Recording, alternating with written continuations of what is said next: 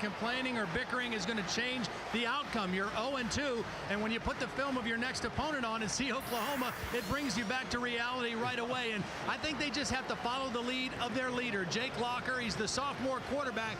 He was the one that made the mistake. Nobody feels worse about it than him, but he's ready to put it behind him and move ahead, and the rest of the team needs to follow that lead. 2 minutes away here in beautiful Seattle. Oklahoma and Washington. The kickoff is next.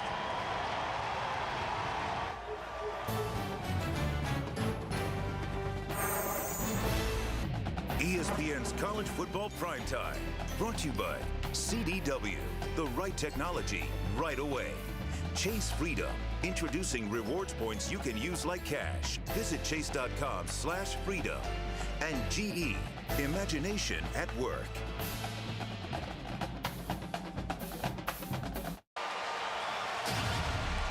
On our show tonight, we'll take a look back at one of the more infamous moments in college football history, a mishap that may have cost the Sooners a national championship.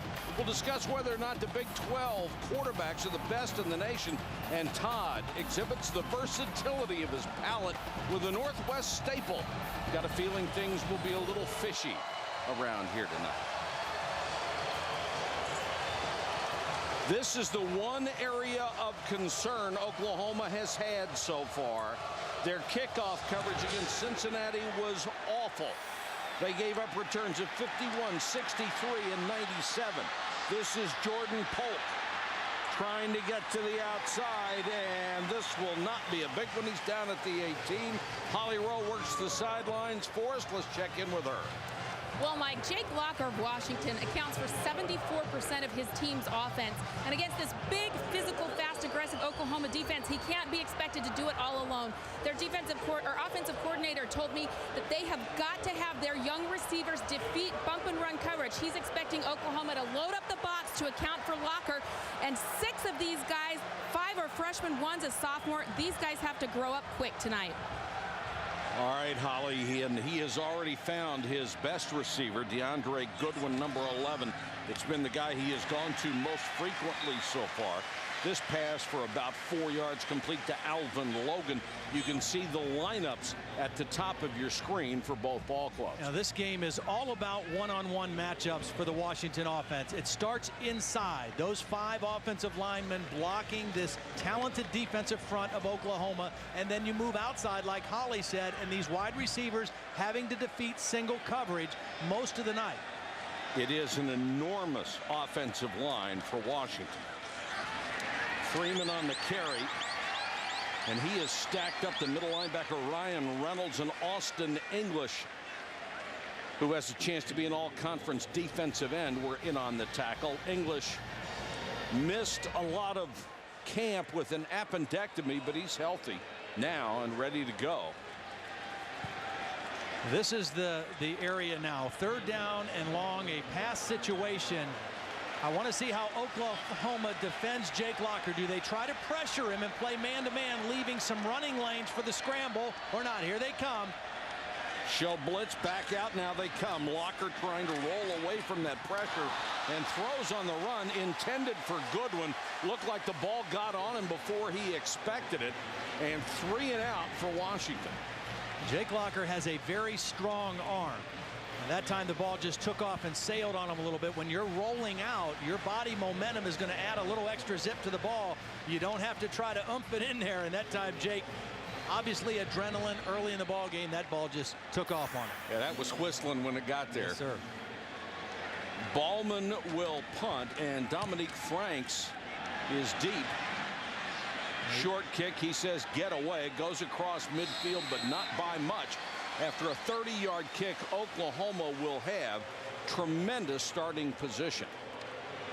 Sam Bradford, an exceptional pocket quarterback. He led the nation in pass efficiency a year ago. He's off to a wonderful start this year. Last week against Cincinnati, set several career marks and threw for 5, count them, 5 touchdown passes. And what you'll see out of Oklahoma is an up-tempo style. Kevin Wilson, offensive coordinator, says it's like fast break basketball. No huddle, put the pedal to the metal. DeMarco Murray is the tailback, and he gets the first carry.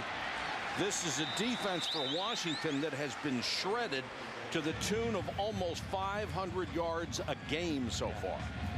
They have a new system, new defensive coordinator Ed Donatel, spent 12 of the last 13 years in the NFL. First year here with Tyrone Willingham, and he's got a lot of young players out there trying to just hang on right now. They switch tailback, or check it. DeMarco Murray will get this carry. They'll play three different guys, Murray, Brown, and Madu. And see, you see right now, no huddle, so the linemen right around the ball. It isn't always a hurry up or a quick count, but they always have that capability. Here's a quick snap. Go before the defense is set. Now, Washington has a chance to substitute if Oklahoma does, but Oklahoma's a little quicker at this. Well, and the uniqueness of this Oklahoma offense, they have such depth at their skill positions and versatility with a guy like Gresham, the tight end, who can go out and line up like a wide receiver. Right now, he's outside, number 18. They don't have to substitute to get to different looks. This carry goes down near the 25-yard line for DeMarco Murray. They've also got Brady Eldridge, who was an all-conference fullback. They're playing him as a second tight end, so he gives them additional versatility. Between Eldridge and Gresham and DeMarco Murray, who can also line up as a wide receiver, they don't have to substitute, and so they can keep the same defensive personnel on the field for their opponent, and that is a real advantage for this Oklahoma offense right now. First down, Sooners. Bradford giving him the play. And Chris Brown, number 29, comes in at tailback.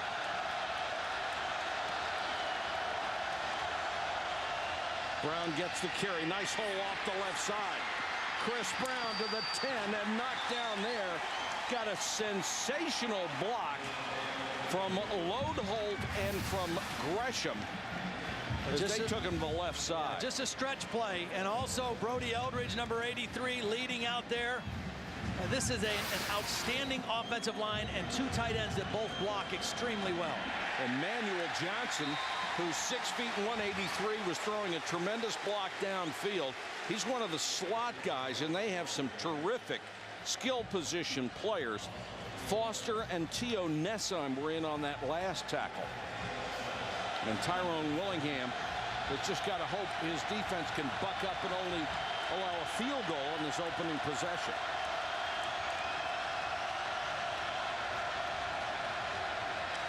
They bring a five-man rush. Bradford with tremendous protection. Throws, it's incomplete. It was intended for Johnson, but Mezfin Forrester covered the post very, very well. He really did. I mean, he was in single coverage out there. Washington tried to come with a little pressure. Watch right in the middle of your screen, coming from the left, the post route to the back of the end zone, and Forrester does a nice job of getting his hand on the football, and now 3rd and 10 for the Sooners.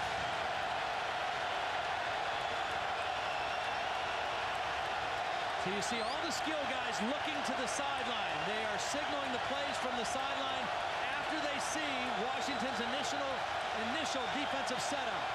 Then Bradford tells the offensive line, and everybody's ready to go. Another blitz coming. Bradford gets it off, complete, touchdown. Joaquin Iglesias. The little slant, the perfect throw against the blitz, and you got to hand it to Bradford. He knew he was going to get it right in the chops and hung in there as Donald Butler was coming straight up the gut after him. Again, this quarterback is mature beyond his years. He's a sophomore. He was the most efficient quarterback in college football last year, and he is even better to start the 2008 season.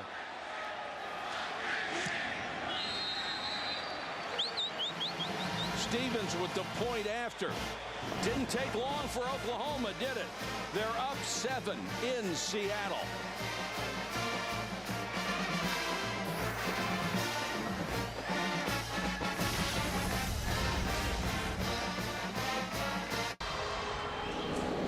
ESPN's College Football Primetime is available in sparkling clear. ESPN HD. Well, a very workmanlike drive that time for Oklahoma. It started with the short punt. They had great field position after the 3-and-out by their defense, and as they have done already this season, very consistently moved the football, running it, throwing it. Matthew Moreland will kick it away. Jordan Polk and Tripper Johnson are deep. Johnson, the baseball player, 26 years old. Holt will bring it out. Got a block across the 20 and then taken down at the 21. They made it look easy on this touchdown throw. Well, they read the corner blitz. Right here, there's going to be a corner blitz, and it's a common route. You go, one guy goes to the corner, the other guy goes underneath, and both defenders are going to go with the deep route. And Sam Bradford's going to see it. He's going to see the underneath route open, and right before the pressure got to him, he delivers a football. You got to have some guts as a quarterback to stand in there and make that throw knowing you're going to get hit right in the chin after you let it go. Beautiful work by Sam Bradford. And it is such a young secondary for Washington. Fake to Freeman. Locker hangs in a pocket. He fires downfield, intended for Goodwin, but he was well covered. Yeah. Brian Jackson, the corner, may be the most physical guy in the secondary. Last week in the loss to BYU, they had a couple opportunities throwing the ball down the field that Jake Locker missed. He has really improved as a passer in the short to intermediate range, but still a little inconsistent throwing the deep ball, and they worked a lot on that this week, early in the week, on the deep passes. That time, just excellent coverage by Brian Jackson. And the only thing statistically you can complain about with Locker is his completion percentage. They would like to see it a lot higher, but he does so many other things so well. Running the option here with Freeman. Can't get outside. That's the speed of that Oklahoma defense. They can run sideline to sideline, Todd, with anybody. Yeah, absolutely right. I mean, it's going to be very difficult for Washington to turn the corner on this Oklahoma defense. They are built for speed. And the best way to attack that speed is either to go straight at it or to misdirect it a little bit, to get it flowing one way and come back the other way. But if you just try to stretch it and get outside of them, you're going to have you better pack a big lunch in a lunchbox, because you're not going to have much success doing that against this bunch on the field. Guy who made the last tackle, Keenan Clayton, used to be a safety. They moved him up to strong side linebacker at 220. Here they want a screen, and Locker throws it too high. They had it pretty well set up, and Locker was too high for Freeman. So it's another 3 and out for Washington. Tyrone Willingham now in his 4th year of a 5-year contract. A lot of speculation. Will he be around for the 5th year? He said he's making it simple for people. He knows he's got to win, and that's the bottom line in college football. No matter what else you do, that's the bottom line. Well, they can't afford to have short punts either. They got a little bounce here, but they've got to try to make Oklahoma work on as long a field as they possibly can until Jake Locker can get something going offensively. A long day for the Washington defense. That was a 49-yard kick, but 20 of it was on the ground.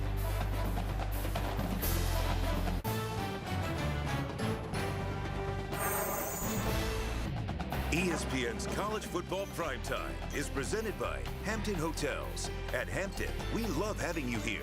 And in part by Volkswagen. Das Auto. It's what the people want. A revealing early statistic so far. Oklahoma has 7 points. Washington has 1 yard. Murray is the running back beside Bradford. Flanker screen. This is Broyles, the young freshman with so much talent. Broyles had a breakout game last week. 7 catches, 141 yards, the best ever in a first game for a receiver from Oklahoma. But it was one of those deals. He had to wait 15 games, missed the first 15 games of his career. But when he played, he did everything people expected him to do. He's been kept out by disciplinary issues, missed all of 2007 because he stole some gas before the opener last year, suspended for the entire season. But he is a talented kid. Murray cuts outside across the 40 out to the 41. Williams makes the tackle, maybe just shy of a first down. As we told you, suspended last year, then missed most of the spring when he got hurt, and suspended for the opener this year on a disciplinary issue. But last week against Cincinnati, how's that for a debut? 7 catches, 141 yards. He is a deep threat. And Washington's defense rises up, and they stop the 3rd down play. The carry went to Murray, and the middle linebacker, Donald Butler, who was playing hurt, made a big play. And Tyrone Willingham said, we need to have some good things happen to us early. That is a huge thing for the Washington football team. Their defense, 3rd down and 1, they get penetration, they force the punt, and they stop this Oklahoma offense. That could go a long way for the Huskies. Mike Knoll will come on to punt to DeAndre Goodwin, who waits back at his 10. Low snap, no rush. Got a beautiful kick out of there. Knoll lets it go, and that will come out to the 20-yard line. 60-yard kick. This week, Monday Night Football brings you the NFC East early season showdown. Donovan McNabb and the Eagles against Tony Romo and the Dallas Cowboys. Monday Night Football on ESPN at 8:30. Our coverage starts at 7 Eastern with Monday Night Countdown delivered by UPS. Boy, some real surprises in the first week in the NFL. And Philadelphia looked tough. You expected Dallas to look good, but the Eagles surprisingly good. Paul Homer, number 30, the fullback, is in the backfield. Quarterback draw. Locker drilled as he got to the 23-yard line. I mean, he just got ripped by Travis Lewis, a kid who was a high school running back who was 3rd string. And watch this hit. Ouch. He just really emerged this summer. Yeah. I mean, they expected Austin Box to be the starter at that outside linebacker position. He injured a knee and missed a couple weeks. And they had a junior college transfer they thought would step in. And all of a sudden, Travis Lewis not only starting, leading the team in tackles as well. He has been a wonderful surprise for them. Locker gets a little swing out there to Freeman, but Freeman can't get past the 25-yard line. And how about those impact players on the Oklahoma defense, Todd? Well, they've got a lot of them. If you start up front, Jeremy Beal, one of their defensive ends, a high motor guy, 2.5 sacks on the year. Gerald McCoy inside at the tackle, very explosive, disruptive. And then the guy we just mentioned, Travis Lewis, starting as the outside linebacker, leading the team right now with 18 total tackles. But a guy who can run, and that's, you could say that about anybody on this Oklahoma defense. They can flat out run. 3rd and 4. Washington still looking for its first down of the ball game. Locker, low snap. Throws out in the flat, and he hit Goodwin in stride. DeAndre Goodwin for a first down. A gain of 16 yards. This is a little tricky play.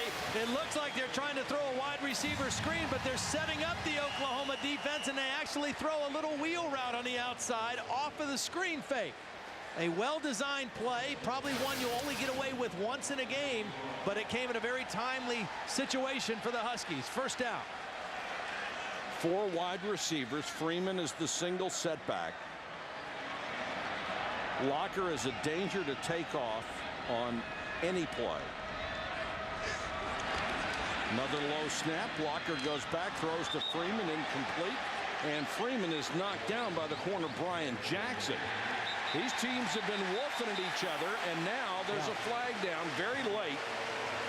Well, the low snap by Garcia busted up the timing of that play. Jake Locker picked it up and had to kind of hurry the throw and made a high, poor throw to Freeman. It was not a catchable pass. Personal foul, number 2 on the defense, 15-yard penalty, automatic first down. Brian Jackson is called for the penalty. Here's what happened when Washington came out of the tunnel and Oklahoma was blocking it and going in. We got a little pushing and shoving. Well, I don't know why the stadium has both teams going in the same tunnel. That's not a great situation no matter who you're playing. But cooler heads prevailed ultimately. So they're at the 44, and there have been a couple little shoving matches. before this started. And in Oklahoma, you can see just how much quicker they are than that huge Washington offensive line. I mean, size is great, but speed also, you know, that's a huge factor for that defense. Really, quite honestly, I think the only guy who has a chance to turn the corner against this Oklahoma defense is the quarterback, Jake Locker, on a scramble type situation. If he gets him running one way, I mean, he has the kind of speed that could possibly do that. I'm not sure any of the guys that will line up at tailback have the kind of speed to get around this defense. Well, Freeman has 3 carries so far. He's lost a yard, lost 2, and lost 2. I think if you're going to run, you better run straight ahead against Oklahoma. The blitz coming against Locker. He throws out to the flat, complete to Jermaine Kearse. And there is one Bob Stoops who has elevated his coaching skills to the top of the NCAA ladder, his 10th year. He is getting ready to win his 100th game, at least heavily favored to do so today. It will come shortly no matter what. And he would join 3 coaching legends at Oklahoma with 100 victories. He's had a birthday this week, turned 48 on Tuesday. Done a great job in Norman. A lot of success for a guy who's only 48. Locker, good protection this time, throws too high for Kearse. And you can see the strength of Locker's arm. Boy, he's got a gun. Well, that's a long throw, though. They're on the left hash. He's throwing it to the right sideline. I mean, yeah, you see the strength of the arm, but that's a hard one to be accurate on because the ball's in the air a long time. A lot of pressure from Oklahoma is coming from outside. They're bringing corners or guys off the slot, trying to get pressure where Jake Locker isn't going to see it as easily as pressure coming inside. Ballman wants to try to pin him deep. Dominique Franks waits at the 10. Good kick by Ballman this time, and it will be downed inside the 5. Good job by Chris Stevens, a backup linebacker. Got great position, knocked the ball out of bounds at the 3.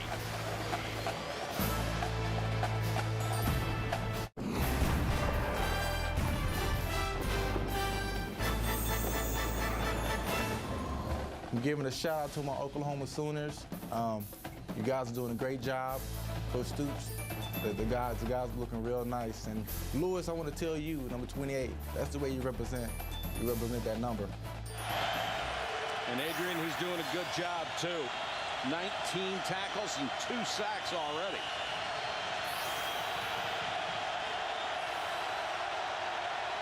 Crowd is really letting the Oklahoma offense. Look at Sam Bradford, though, the poise, going down the line to each lineman to get the signal. Out across the 10, DeMarco Murray out of Las Vegas, tackled by Quentin Richardson. Let's check in with Holly Rowe. Well, guys, this is a huge test for this defense today for Washington. They've been decimated by injury. They're starting strong safety Darren Harris out after a scary hit that left him with a concussion last week. His backup is a true freshman that was a running back last week. They have to acclimate quickly.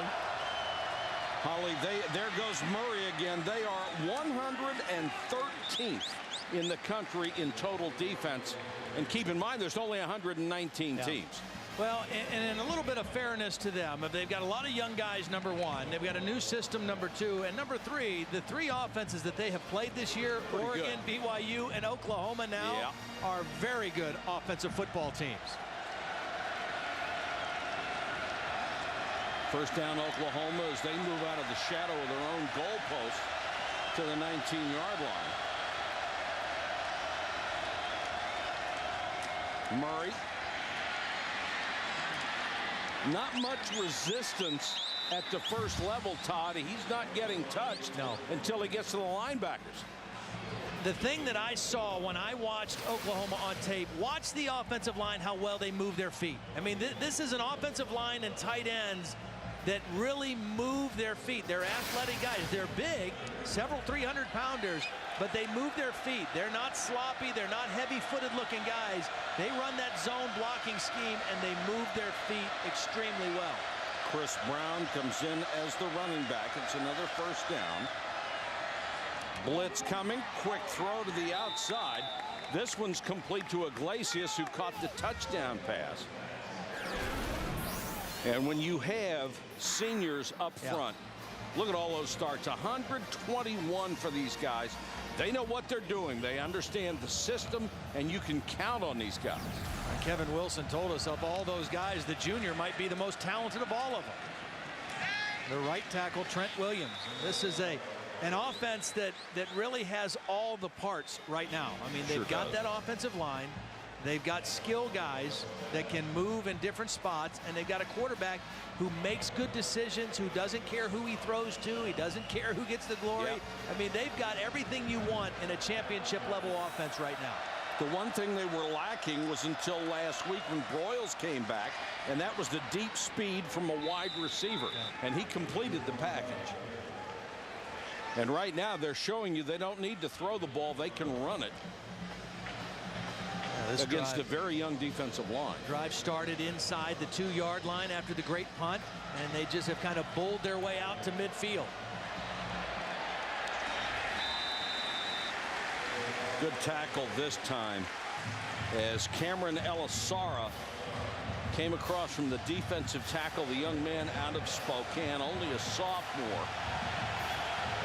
And you see with the substitution by Oklahoma on this 3rd down play, Washington able to sub a couple guys, get some fresh legs in to try to put some pressure on Sam Bradford.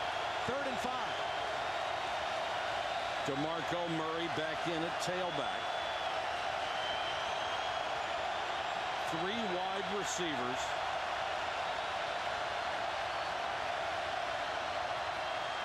Five-man rush. They don't get there. Bradford throws incomplete.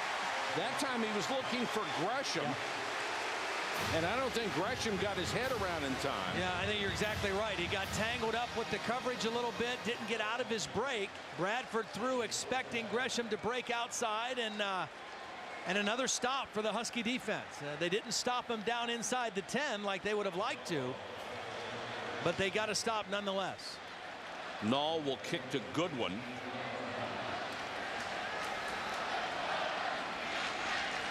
And even though they came from the 3 to the 47, pretty good job by the maligned Washington defense. Yes. Big rush. They don't get there, but there is a flag down. Now there's another one as they ran into the kicker. We'll check out both penalties. 43-yard kick, a loss of 2 on the return, and Nall a little slow coming off.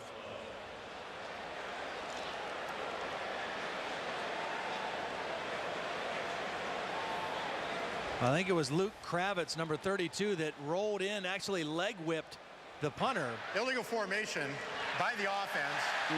Personal foul, roughing the kicker by the defense. Those penalties offset.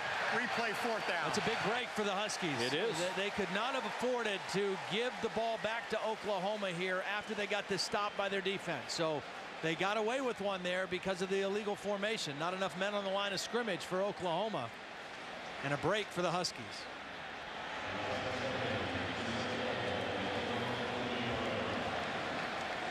So they'll do it all over again, and Nall, who was a little slow coming off, has to come back on to punt for the 2nd time. He got hit pretty hard. He did. He got leg whipped by Kravitz.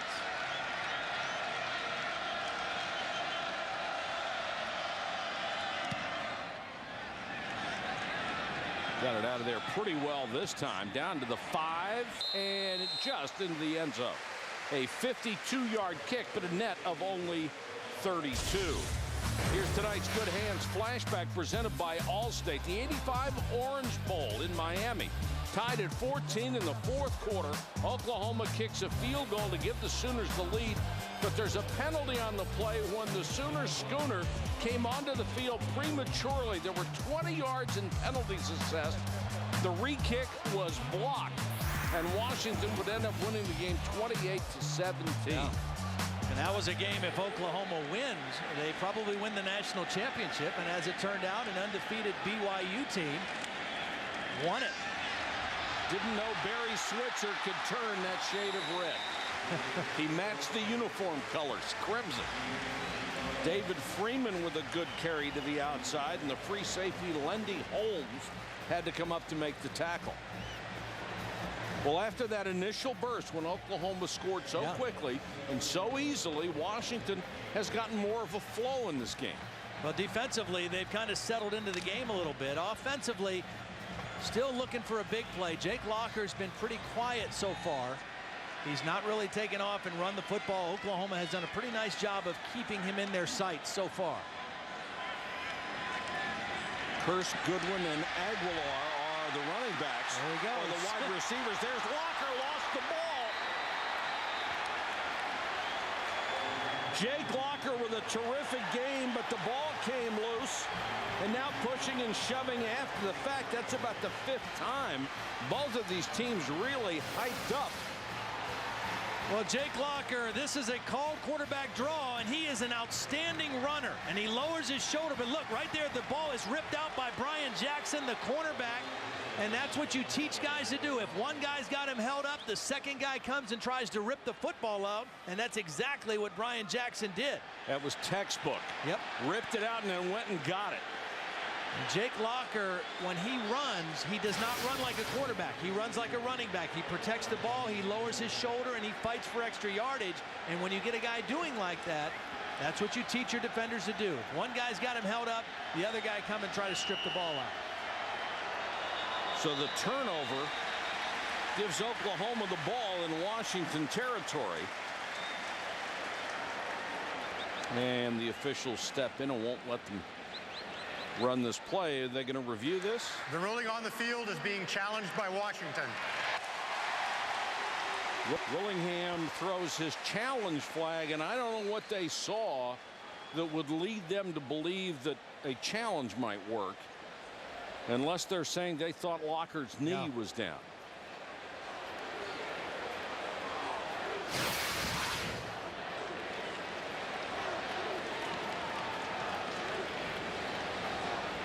Nope. Nope. The ball is out before his knee hits the ground. That was a beautiful play by Brian Jackson. Now that, to me, is a real mistake. That's a waste of your challenge. Early in the ball game on a play that didn't look that close. Yeah, I'm not sure what he might have heard from upstairs. Somebody telling him, one of the coaches in the box, hey, he looked like his knee was down, but from the angles that we had, it clearly was not down.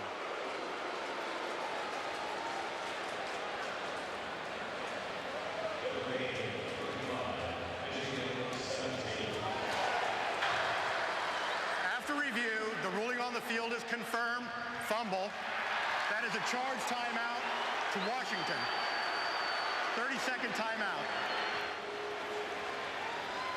So obviously somebody upstairs thought they saw something, but equally as obviously they did not. Let's check in with Reese. All right, guys, we'll look at what's going on in all the family of networks right now. Over on ESPN2, Auburn and Mississippi State are locked in a defensive struggle. Game just underway in the Coliseum. Ohio State and USC. USC kicked off. Ohio State was knocked down at the 10. So bad field position to start the day for the Buckeyes, and it looks as if USC has forced a 3-and-out on the initial possession for Ohio State. That game just getting started. Auburn and Mississippi State about to go to halftime on ESPN2.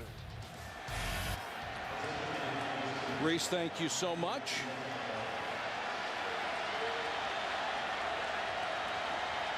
So Oklahoma gets to start at the Washington 47. This time out of the eye, Chris Brown, a huge hole. Brown, 30. To the 22-yard line before he is spun down by Jory Fulgerson, the freshman who was starting at safety. It's a gain of 25. Well, I think Oklahoma got away with a little one there because Gresham, the tight end, moved a little prematurely. They didn't call it. He got an excellent block, as did the fullback, Brody Eldridge, number 83, and a big play for the Sooners. On the run, the throw to the end zone, touchdown Gresham. A perfect strike to the tight end in stride.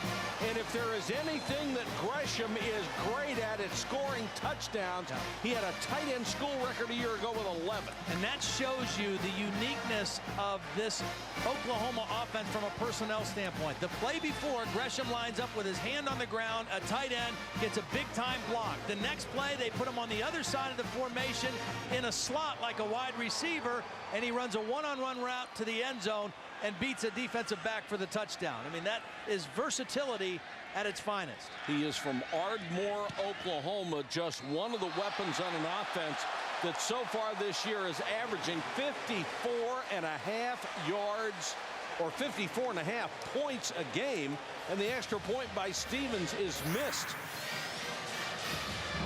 Third touchdown this year for Gresham. Look at the touchdown again. The play before, he was blocking on the right. They go hurry up, and he goes to the other side of the formation. Now he's in the slot, and he's going to run a corner route, and this is the guy covering him, the safety.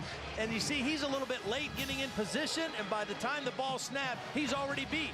He's inside of him. It's an outside route, and Sam Bradford, very accurate on the move, puts it right for Gresham. Kind of targets you quarterbacks love. Oh, he is 6'6".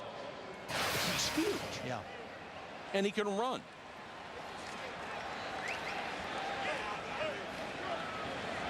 So the turnover produces a touchdown and really hurts Washington because they had stabilized everything.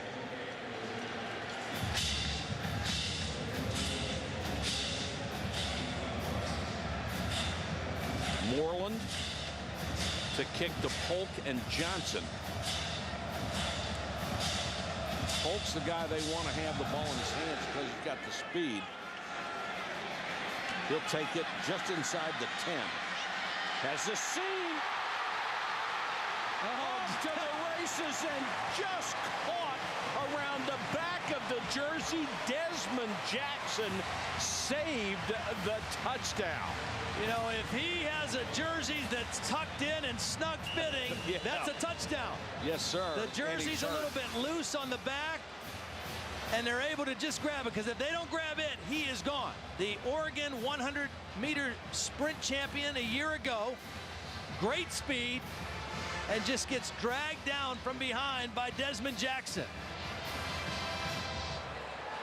And this is what hurt Oklahoma a week ago. They gave up kickoff returns of 51, 63, and 97. They said they weren't too concerned about it because the guys were there in position to make tackles.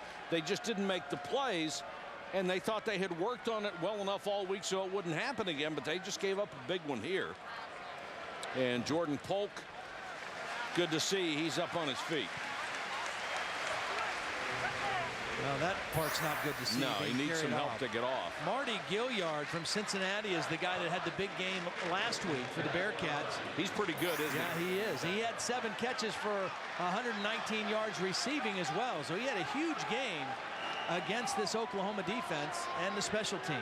All right, let's see if Washington can do anything to this great field position, starting at its own 47-yard line. Locker will give it off to Freeman, and just as he had before, Freeman can't get out of the backfield because there's a team picture of the defense standing in front of him. Now, DeMarcus Granger, number 96, did a great job. Got penetration into the backfield, forced the play to bump outside. And again, you look at this Oklahoma defense. Up front, they are really solid. They've got some questions, some young guys, some new guys playing in the secondary, a couple new guys playing at outside linebacker. But up front, they are very stout. On 4 of his carries, Freeman has not been able to get back even to the line of scrimmage. Hasn't had a chance.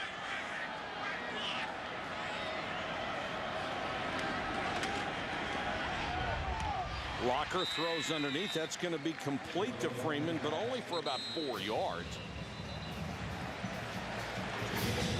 And the first quarter is going to come to an end here at Husky Stadium. The favored Sooners up by 13.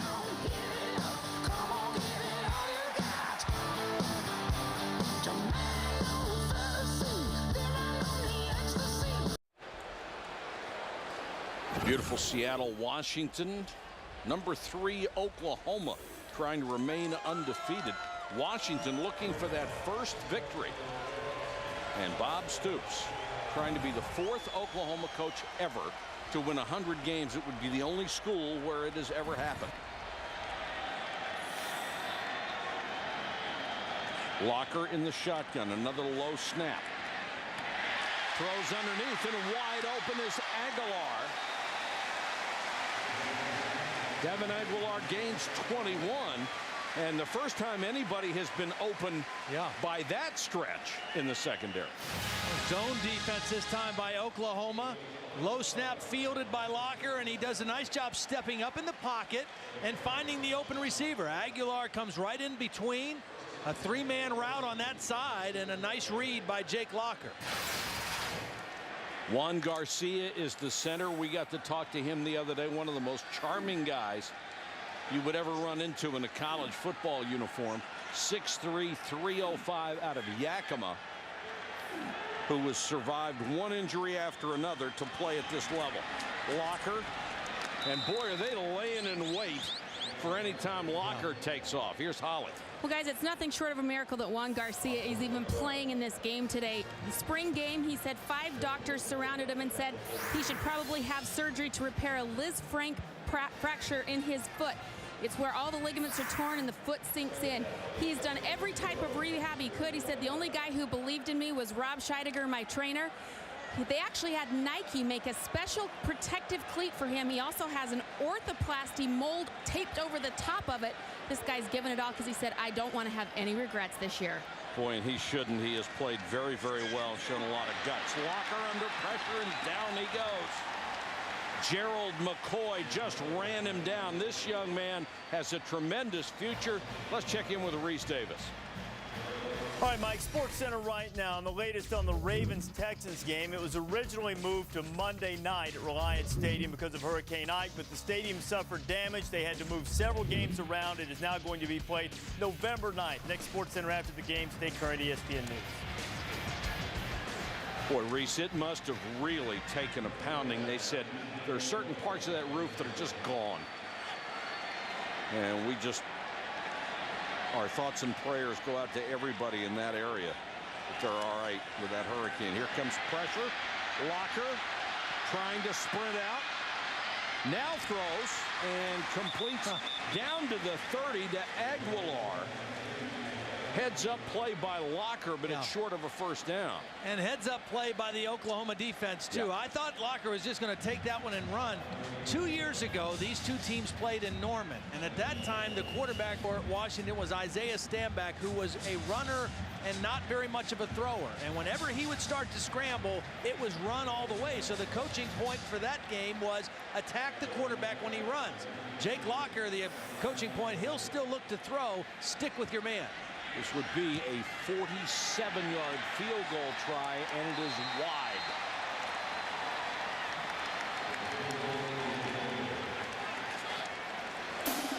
Jared Ballman tries from 47, and they still can't get on the board.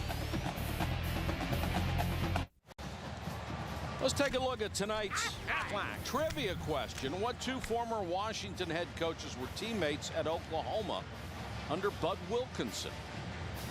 That's a tough one, and my partner answered it this morning in our production meeting. Being the wise guy that he is. A wise, well-read guy. So the Sooners will have it at their own 30, and Polk keeping those legs warm. He was shaking earlier in the ball game. Looks all right now. Bradford, empty backfield. Been very successful in this set. Blitz coming. Bradford hangs in there, throws underneath, complete. Broken tackle by Gresham, the tight end, and picks up enough yardage for a first down. Bradford, the sensational sophomore talent out of Oklahoma City. His dad was a lineman at Oklahoma. He's actually a citizen of the Cherokee tribe and set all sorts of records for a freshman last year. 36 touchdown passes and led the nation in passing efficiency. There's his father, Kent, who was a lineman. Well, I really like this quarterback. I mean, when I've watched him on film, the stuff that I really like about him, his poise, his composure, You know, he doesn't look flustered. He doesn't look rattled. You see him communicating well on the road here in a very loud stadium. His balance and his accuracy. There's a red zone alert on your screen for the Ohio State USC game if you want to check that out. Murray knocked out of bounds as he reached the Washington 42-yard line. That'll be a first down for the 205-pound sophomore out of Las Vegas. Sam Bradford, when we talked to him on the phone this week, really credited his quarterback coach Josh Heupel for doing a lot to improve him mechanically, fundamentally as a quarterback, reading defenses. Really credits his coach for his development.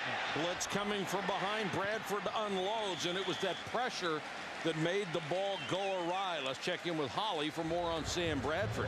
Well, Todd, you're right. You know, Sam Bradford told us on the phone that the thing he thinks he's improved the most this year is his footwork. He said every single day throughout the summer I did something. If you could do something for feet, I did it. Jump rope, do ladders, jump over bags.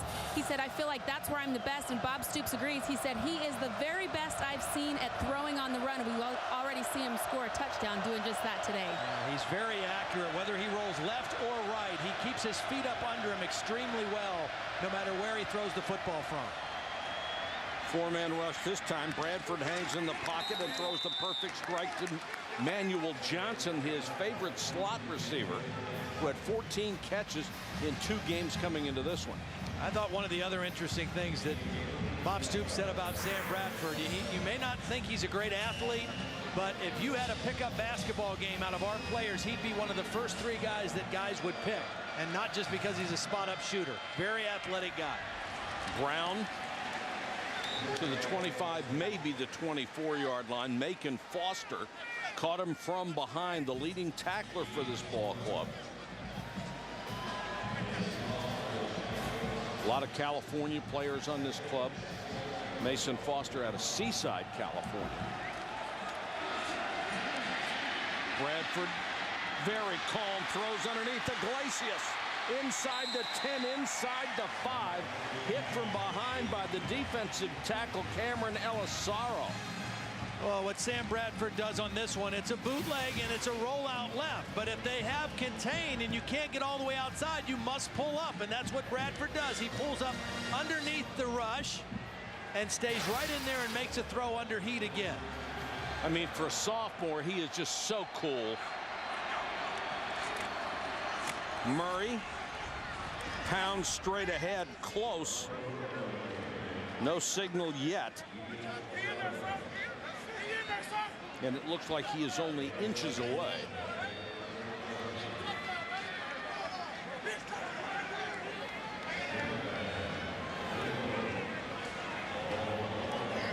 Second and goal, Washington changing personnel. The thing I like about Oklahoma's version of the spread offense is that it's not pure shotgun. They can get under center and still run power football and do all the other stuff they do out of the spread as well. Washington may have jumped offside. The ball is loose. See, I don't know if Washington jumped off sides or if the center didn't snap the ball. But there was movement, and I'm not sure the ball was snapped on time, and the ball became loose. Alameda Ta'amo was the guy in there messing up the timing of the play, but we checked the penalty.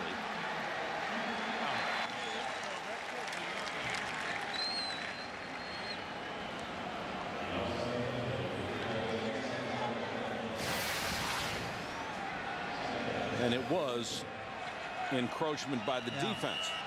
Yeah, he did. Tried to time it up, got in there a little too soon. Bradford, the quarterback, leaning in. And there's the touchdown. Bradford was never stopped. Yeah. So he just held the ball over the goal line, and it's a touchdown.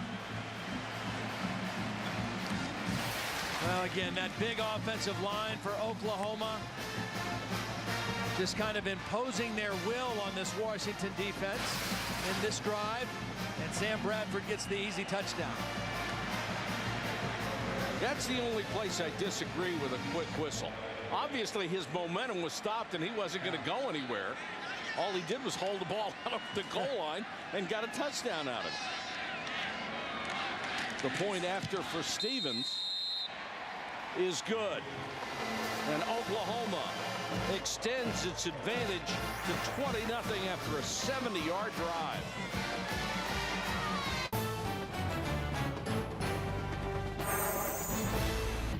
ESPN's College Football Primetime, brought to you by Nissan, passionate about performance and proud sponsor of the Heisman Trophy, and Allstate, proud sponsors of college football. Are you in good hands?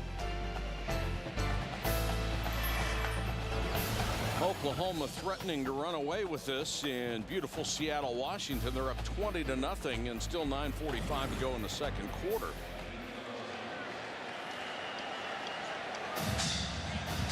Oklahoma's defense has really made an impression here in the first half. They gave up 26 points last week, really only 20, and one was late at the very end of the game. But they look outstanding so far today against this Husky offense. Tripper Johnson from the 10, the former minor league baseball player for several years, up over the 20. Let's check in with Reese Davis.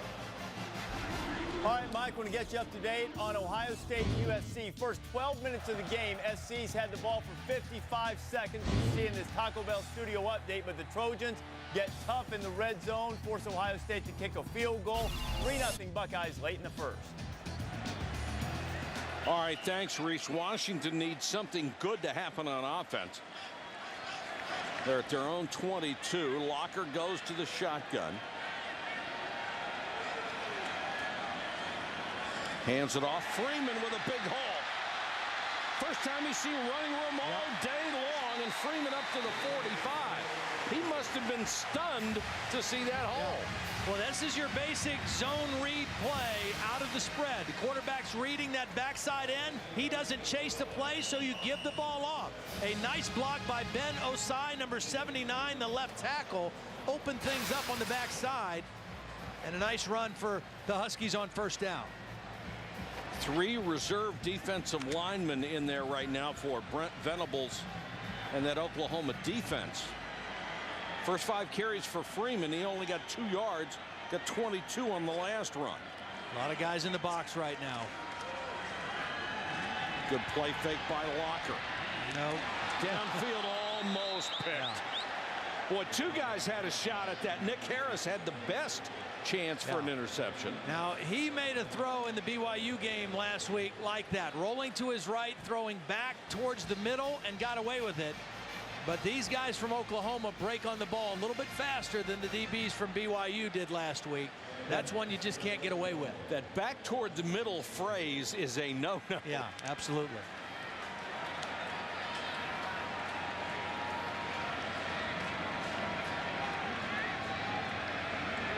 Locker with 2 setbacks this time. Freeman and Homer the fullback. And now Locker will try to get outside. Look at that defense. The way they pursue, Locker never had a chance down to the sidelines in Holly Rowe. Well, guys, we're seeing a heavy dose of David Freeman, the freshman tailback, today because the highly recruited starter, Chris Polk, was injured last week. He is elected to have surgery, and he will now redshirt for the season. It's interesting, you know, he was so highly recruited. He originally signed with USC, changed his mind. But David Freeman, who's starting today as a freshman for the first time, he wasn't even on the rated services for all the recruiting. You know, all these recruiting services, not even rated. He was so under the radar. The coaches say he's impressed him since day one, and he gets his first start today. And Holly, they were thrilled to get Polk because, as you said, he went back and forth in his commitment to USC. Locker chased, they grabbed the back of his helmet, and the flag is down. Well, they got a break there because, again, excellent pressure by Oklahoma. And I think the Huskies will get a first down out of this, but only by penalty. Number 22 on the defense, 15 yards from the previous spot, automatic first down. It's Keenan Clayton, the linebacker, on a blitz. What Brent Venables is doing to Jake Locker right now is really excellent strategy, even though they got the penalty there, is they are bringing pressure from different spots every time. They're not bringing pressure every down, but whenever they bring pressure, it's coming from different spots. One time it's a corner, one time it's a safety, one time it's a couple linebackers. They're not giving Jake Locker the same look 2 plays in a row or 2 pressures in a row. The penalty moves it inside the Oklahoma 45. Here comes another corner blitz. Locker hangs in there, the perfect strike to Goodwin, and Goodwin fumbles the football.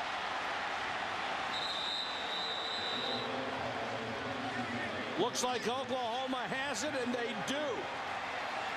Well, we've seen Locker fumble after a good play, and now we see his classmate Goodwin fumble after a good play. And Brian Jackson has gotten them both. Going into scoring territory. Nice read by Locker, and Goodwin just fighting for extra yardage, just lost the football. And that one was not stripped out. Goodwin just lost it after the hit by Lendy Holmes. You want to beat a high-ranked opponent that has better personnel than you. You better be great on special teams, and you better win the turnover battle. And right now, Washington not doing either one. Bradford so far 8 out of 11. They have also run the ball well. Chris Brown. And now the answer to tonight's Aflac trivia question. What two former Washington head coaches were teammates at Oklahoma under Bud Wilkinson? You get to do this, Todd, because you got it right this morning. Well, it was Darrell Royal in 1956. He was at Washington. And Jim Owens, 1957 to 1974. Darrell Royal is the one that's kind of tricky. I read that earlier in the week. Was here for 1 year. Brown again. Shakes the tackle, uses the stiff arm for several more yards. And that's the statue of Coach Owens, who was here from 1957 to 1974. His statue outside this stadium that was opened in 1920, now in its 89th year of hosting Husky football.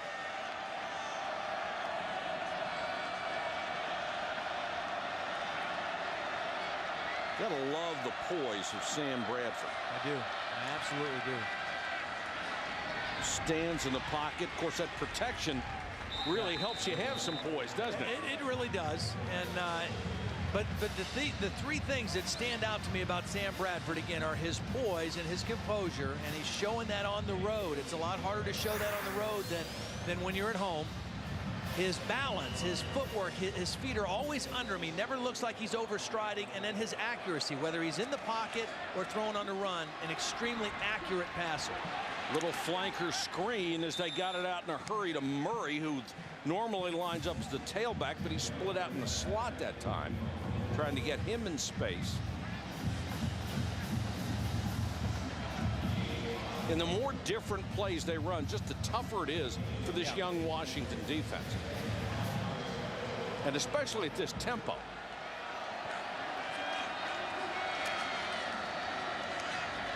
Murray back in. A little cut gets to the outside. Taken out of bounds at the 30. You know, when you talk to Bob Stoops about why he wanted Kevin Wilson and the offense to go to this up-tempo, I mean, it's pretty simple. I mean, when you feel like you've got good players like they do, and you've got a lot of weapons and skilled players, the more snaps you get, the more chances you get to make plays on offense. And when you got a quarterback who really can make good decisions and is not going to hurt you with the football, it's kind of a no-brainer. And I love the up-tempo that Oklahoma's playing with right now. There was a different formation to the left than we had seen so far. And they throw it underneath to Chris Brown. Here's Holly. Well, Kevin Wilson, the offensive coordinator for Oklahoma, has a long background with this spread offense and the no huddle. He did it when he was at Northwestern years ago with the Zach Kustoks and the Brett Bazinets. In fact, a young coach from Bowling Green went up and studied them at Northwestern. You might know him, Urban Meyer. This has had a long history. And it's had tremendous success all over the country. Brown inside the 10 to about the 7. And Iglesias is upset because he missed the block. Trent Williams, the only junior starter on that line, threw a good one inside. Yeah, he threw a good block. Also, the fullback, Matt Clapp, number 34, did a great job of cutting off the backside end. But this is what I like about Oklahoma's spread, is the ability to go under center and run I-formation power football, as well as go 5 receivers, no backs, and throw out of the shotgun. Their versatility is impressive. Brown again, picking his way this time to the 5. And you mentioned the versatility before. That's one of the reasons they can run this up-tempo thing, because they've got guys. You mentioned the tight ends before. Right. They can line up at fullback. They can play wide receiver. Yep. We've seen the running backs go out in the slot and That's be right. wide receivers. You got that kind of versatility. You can keep the same people on the field. Yep, absolutely. And again, sometimes the argument against the spread is that you become too finesse-oriented. You don't have power aspects to your running game if you do all just runs out of the shotgun. But this is a power running football team as well as a spread passing team. Murray, touchdown. There is a marker down. Illegal shift by the offense, not setting. 5-yard penalty, replay second down. And their own mistakes are about the only thing that's keeping Oklahoma out of the Washington end zone.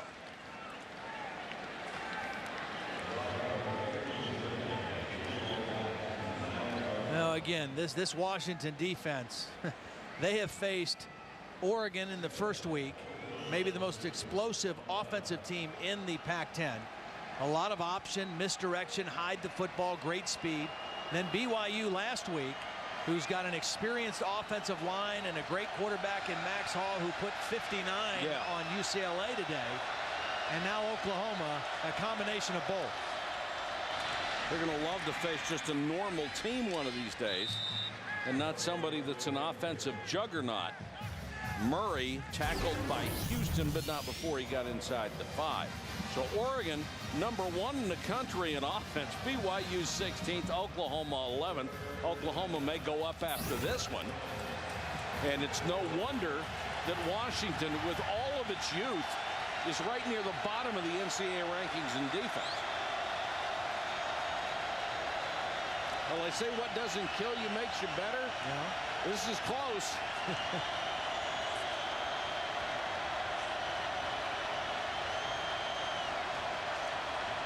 Blitz against Bradford, throws for the end zone, too easy. Touchdown. A perfect throw to Ryan Broyles, who had 2 steps on the defender, and Bradford just laid it in there. Broyles is the weapon who came back a week ago. We've already seen how good he can be. That was well designed and really well executed by Ryan Broyles, the young receiver, because he had to pause for a count or two before he released into that route to allow the play to develop, and he didn't rush it, and that's why he was wide open. Patience is not exactly a hallmark you get in many redshirt freshmen. Point after is good. Bradford has hit 6 straight passes, 12 out of 15 in the first half, 129 yards.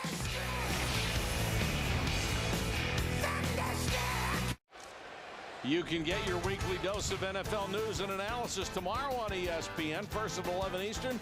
Chris Berman with Sunday NFL Countdown presented by IBM. Then at 7 Eastern, Chris and John Saunders deliver the day's highlights and scores on SportsCenter.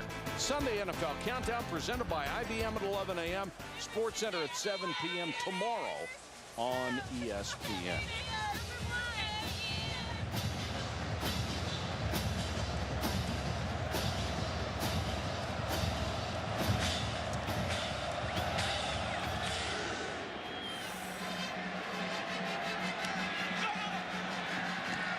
The return by Tripper Johnson. Got it out around the 25-yard line. Well, Sam Bradford today has been everything he was advertised to be. Smooth, efficient, calm, great balance and accuracy throwing out of the pocket or on the move. 12 of 15, 129 yards, 3 touchdowns. That makes 10 on the season. And even Dad has to go with the 2 hands up after what he's done so far in the first half. I mean, honestly, at times it looks like a practice 7-on-7 drill. Yeah, just no duress for Sam Bradford. And when there has been pressure, he's hung in there and made tough throws even when he's gotten hit. He has been impressive. And Washington, barring a miracle, there's another bad snap, ball knocked loose, and it looks like Oklahoma has it. The last thing Washington needed, but they get it.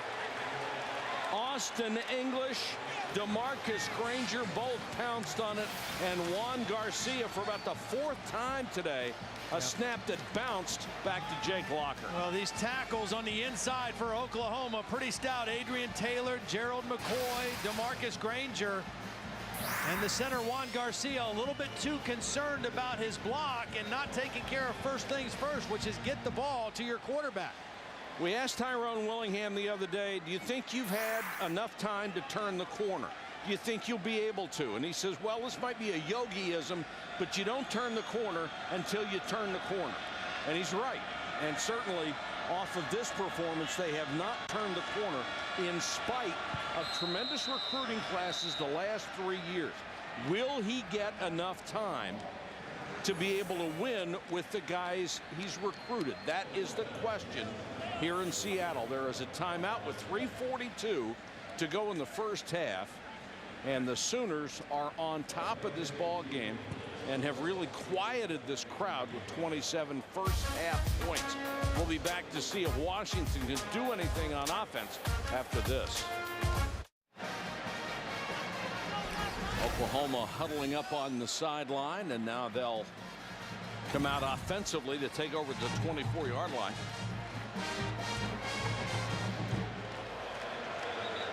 Now she's happy.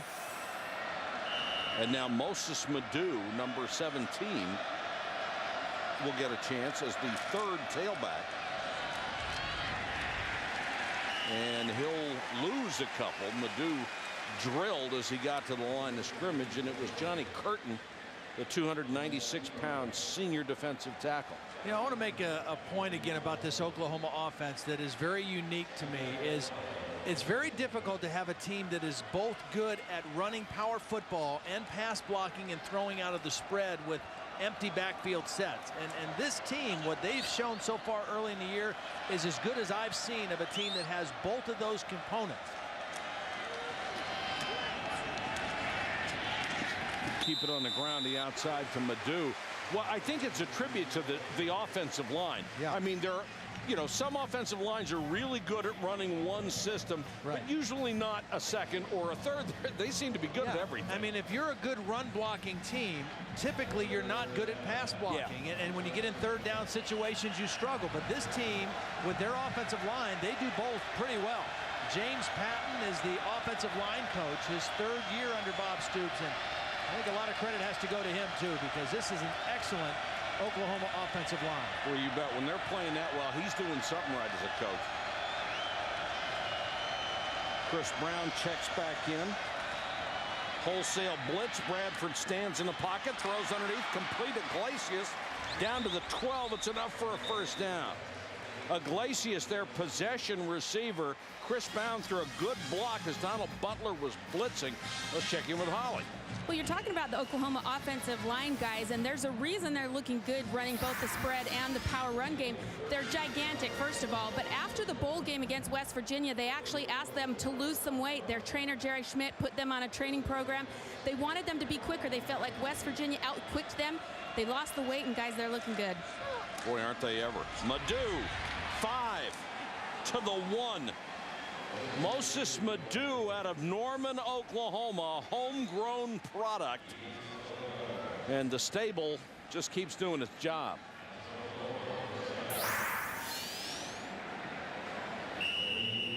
Boy, it got quiet in here, didn't it? Yeah. I mean, 72,000 people not making a sound.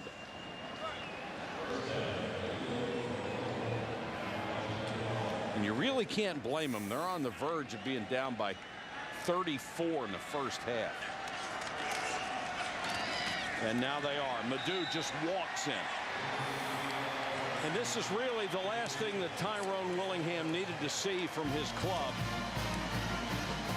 To have 30 hung on them in the first half. Well, they've had over 30 hung on them, but, you know, they've been their own worst enemy. The turnovers, you just cannot turn the football over to a superior football team the way that they've done in the first half and hope to not have this happen. I mean, you know, Oklahoma is capable of scoring like this on anybody in the country, but when you help them with turnovers, you're asking for a butt whipping, and that's what this is right now. Can you say that on ESPN? I guess you can. Well, you can. I can't. But it's gotten up to 34-0, so I think that qualifies. Get ready tomorrow afternoon. The chase gets underway on ABC with the NASCAR Sprint Cup Series at New Hampshire, presented by GoDaddy.com. The top 12 drivers in NASCAR racing for the Cup. Coverage starts with the NASCAR countdown at 1 Eastern. Kind of interesting. The two favorites, Kyle Busch and Carl Edwards, struggled a little bit in practice this week. Clint Boyer actually has the fastest car there. And the guy with the momentum is Jimmy Johnson after back-to-back wins in California and Richmond. So it'll be interesting to see how the chase begins. Well, thank you, Gary. Yeah. Vroom, vroom. Polk on the return. And back to the 20. Here's Reese Davis. Reese. All right, Mike Todd, coming up at halftime, we'll get you up to date on Ohio State and USC. And frankly, the Trojans are starting to put down the hammer. Just scored another touchdown to make it 14-3. You guys are watching a Pac-10 team flunk a home test. Several road tests were also flunked, though one was passed in thrilling fashion. Get you up to date on all the scores, including a chase for a record-setting day and a scintillating offensive performance by Missouri. See you in just a little bit, guys. All right, Reese, thanks very much. Look forward to all the highlights and the information. Washington takes over at its own 19, and you've really got to feel sorry for Locker. This is a quality ball player and a quality kid, and he is just not yet surrounded by enough experienced talent so he can showcase what he can do. And this Oklahoma defense has had a pretty good plan for him. They've come at him from a lot of different angles. They've not given him a real comfortable look. And then when he did make a play, he turned it over. Locker throws underneath and completes this one to Aguilar, who's had a pretty good ball game. He and Goodwin have been his two best targets coming into this game. Both of the tight ends were expected to be a factor, but haven't been so far. It's been those two wide receivers. They've got some talent at the skill position. It's just very young. I mean, Goodwin is the same age as Locker, and he only had 6 catches a year ago. So it's going to take him a while. Yeah, and he was the leading returning receiver with 6 catches. They lost everybody else. And you played at some point in your career with young guys. I mean, they don't always run the right routes. They don't know the plays. And it takes a while, I mean, just to get a feel for each guy, because everybody runs routes a little bit differently. Everybody has a little different strength and weakness, and it takes time to develop that. And it takes longer than just doing it in the summer and doing 7-on-7. You got to get in game action with guys and see how they react to situations as well. So everything that's going on here, even though you're down 34-0, is of long-term value to Washington, because they're going to learn, specifically playing against a team like this. And another bad snap. Aguilar makes the catch, got away from Brian Jackson and gets out of bounds. That stops the clock at the 106 mark. Here's Holly. Well, Jake Locker is trying to get on the same page with those young wide receivers, guys. Every time they go to the sideline, it's constant conversation. He sits right in the middle of his wide receivers. He doesn't sit with the other quarterbacks. He sits right with the wide receivers. It has been a constant dialogue. He and DeAndre Goodwin constantly going back and forth this entire first half. So, guys, they're definitely trying to learn each and every possession. Thanks, Holly. Here's Locker on the shotgun snap. Couldn't find a receiver and got buried by Travis Lewis. This kid out of San Antonio, Texas, a redshirt freshman. And Todd, I think you put it perfectly earlier. He has just exploded onto the scene. He was at best a third-team weak side linebacker, and now the guy's leading his team in tackles and making plays. Pass thrown underneath, but they whistle it dead. And it's going to be an offside against Oklahoma. Austin English got an early start. Dead ball, offside by the defense, unabated to the quarterback, 5 yard, second down. Well, the interesting thing about Travis Lewis is the reason that he won out and ultimately became the starter was because of his mind. He was a very quick learner, and Austin Box had the injury, and Mike Bolligan, the JC transfer. It got a little tough for him as they were installing more and more of the defense, and Travis Lewis was just learning things so quickly and so well that he emerged as the guy to play as a starter, and he has really taken that position and run with it. Locker trying to make something happen here at the end of the half, and another flag is down. Make it a second one. I think that the second flag is going to be an unsportsmanlike conduct foul on DeMarcus Granger. And both teams have had temper problems since this game started, even before. And I think Washington really upset with what they thought was a cheap shot at the end of that play. Well, there's a lot of frustration wearing purple right now. Yeah. And some of that spilled over at the end of that play. I think they already were going to call a personal foul on Oklahoma for the late shot after the play was blown dead. Now it's a matter of whether they call one on Washington as well. I hate offsetting penalties. I think that's just a bailout for everybody. But it looked like there would be a penalty for being offsides, and then DeMarcus Granger. There are 2 fouls on the play, both dead ball. False start, number 80 on the offense, 5-yard penalty. Dead ball personal foul, number 96 on the defense. Yeah, both penalties will be enforced. So Middleton is called for the offensive penalty, and then there's the foul on DeMarcus Granger.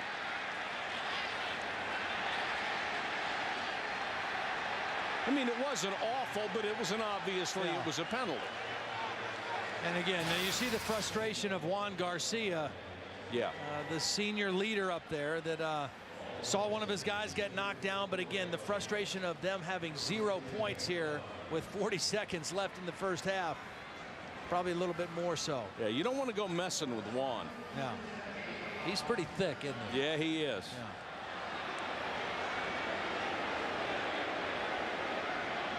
Yeah, you get in a fight in a ditch, I want Juan on my side. Well, we talked about him overcoming the injuries, also overcome a very difficult upbringing, involved in gangs and some other things in Yakima, and came through it all to be a good player here. Locker takes off, drilled as he got to the 35, and boy, when Locker has run, he has taken some shots, and he is down. It was the middle linebacker Ryan Reynolds who stuck his helmet in there, and Lord, you hate to see this with a terrific young kid going down.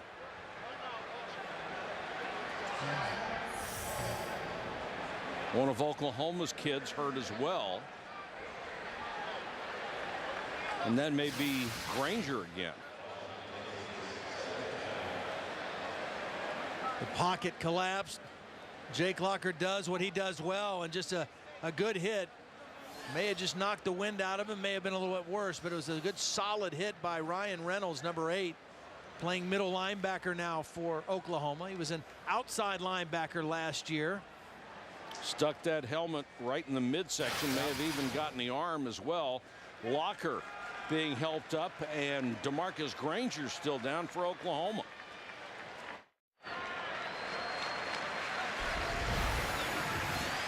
Granger just helped up, and Granger, remember, was the guy who committed the personal foul penalty on the previous play, and let's see what happened to him this time. Well, he gets triple teamed. There's 3 Husky guys that went after Granger on that play, and he got punched.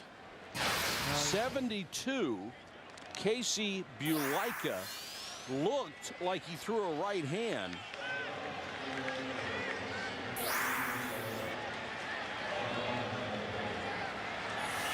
And that is just, there's no other word for that than payback. Yeah. And Ronnie Fouch, the redshirt freshman out of Redlands, California, has come in for Locker. He throws Aguilar. Cut down as he got to the 17-yard line.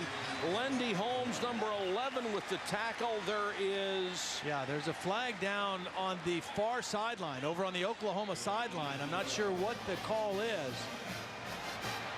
Away from the play.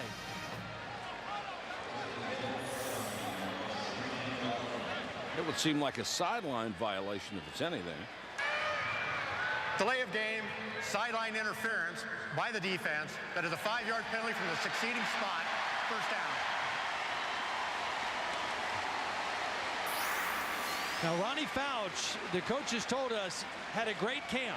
And he is an excellent pocket passer, probably a better pocket passer, particularly on the deep throws, than Jake Locker. Doesn't have near the running ability, but can throw the football. He's a high school senior, threw for almost 2,700 yards for his high school in Redlands, California, and they have it with 13 seconds to go. Holly, what do you have? Guys, Jake Locker is standing here on the sideline. It looks like he's available to go back in. I just saw him tell a guy, I'm fine, but they're going with Fouch right now. As you said, they have complete confidence in him. They're going to let Locker get a break and not get him beat up here before the half. Yeah, exactly. Looked like he just got the wind knocked out of him. When that helmet hits, you know, you're in a very vulnerable position, and that's the interesting thing. You say, wow, you can't let a guy like Jake Locker run the ball as many times this year as he did last year, a guy like Tim Tebow. But when they run the ball, they actually are more protected. They know how to get behind their pads. They know how to deliver a blow. Where they take the worst hits is when they throw the football out of the pocket when they're not protected. And that was a case where, in that case, Locker got hit right underneath the shoulder pads and probably knocked the wind out of it.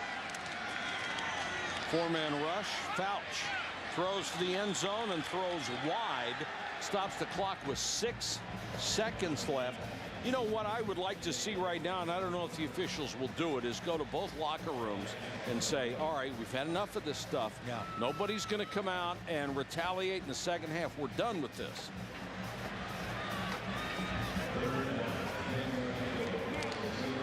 And maybe one of the fun parts of this is going to watch them leave together, because there is only one tunnel off the field into the locker room. Another low snap by Garcia. Fouch for the end zone, has a man tipped away and incomplete. Wide open was Aguilar. The pass floated to him. Well, the pass floated, Mike, but it floated because it was late, because the ball was on the ground from the snap. You're right. The low snap has busted up the timing on a couple plays today for Washington. Aguilar was open. The design of the play was good, but the throw was late because the snap was poor. And now the boos were because they're going to try a field goal from 28 yards. Boy, this is a tough call to make. No. I know you want points, but so what? They missed it, but so what? What if you get 3 points? You're down 34-0. Go for the touchdown.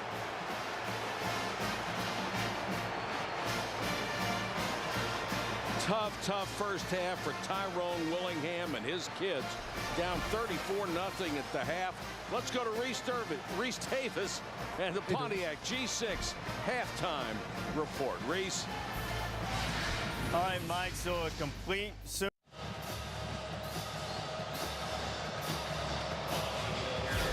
34-0 at the half. The first half numbers, only the passing yards anywhere near close, but look at the total yard dominance, 330 to 164.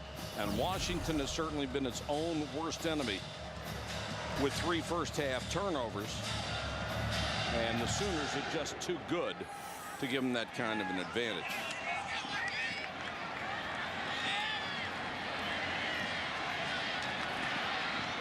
Oklahoma on the return with Iglesias. There is a flag down near the 30-yard line, and so is Iglesias out of bounds.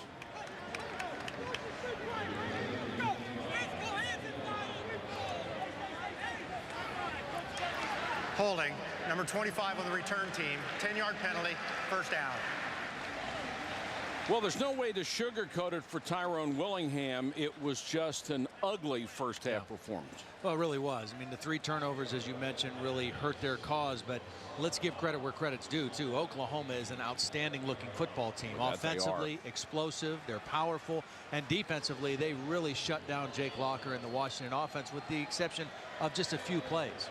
I mean, this was a dominant effort by a national championship-type football team here in the first half. Well, it was the kind of performance we expected to see, sort of hoping that Washington would be able to put up a little bit more resistance, but they haven't so far. DeMarco Murray straight up the middle, and Bradford, boy, how impressive has he been? Well, his poise plays in the pocket under duress has been excellent. His balance, I mentioned his feet, always underneath him, whether he's rolling out or thrown out of the pocket. And then accuracy, right on the money the entire first half. 13 of 16 for 142 yards and 3 touchdowns. I mean, you just can't play any more efficiently from the quarterback position than he did. He is a legitimate star. And DeMarco Murray, the starting tailback, one of 3 that's been used so far, taken down by Senio Kamete. You know, the one thing also that Sam Bradford does, and Kevin Wilson brought this up in our meeting, and you can see it when he plays, he really plays within himself. He doesn't try to force things. You know, you don't see him gamble on throws very often. Plays within himself, knows what he can do, what he can't do, and he trusts the parts around him to make plays.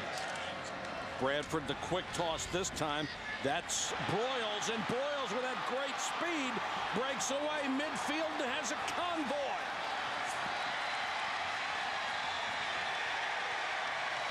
No signal, touchdown. One official was looking at the other to see if Broyles had gone out of bounds. He had not. And the redshirt freshman, making the second start of his career, goes 77 yards on the short pop from Bradford. I think he was shocked that he didn't go down after the initial contact. He made the catch on a short route, got bounced around a couple times, but never went down.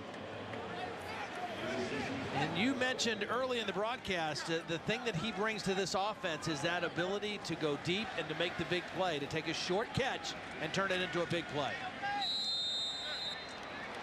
Bradford so far this year, 11 touchdown passes, 2 interceptions.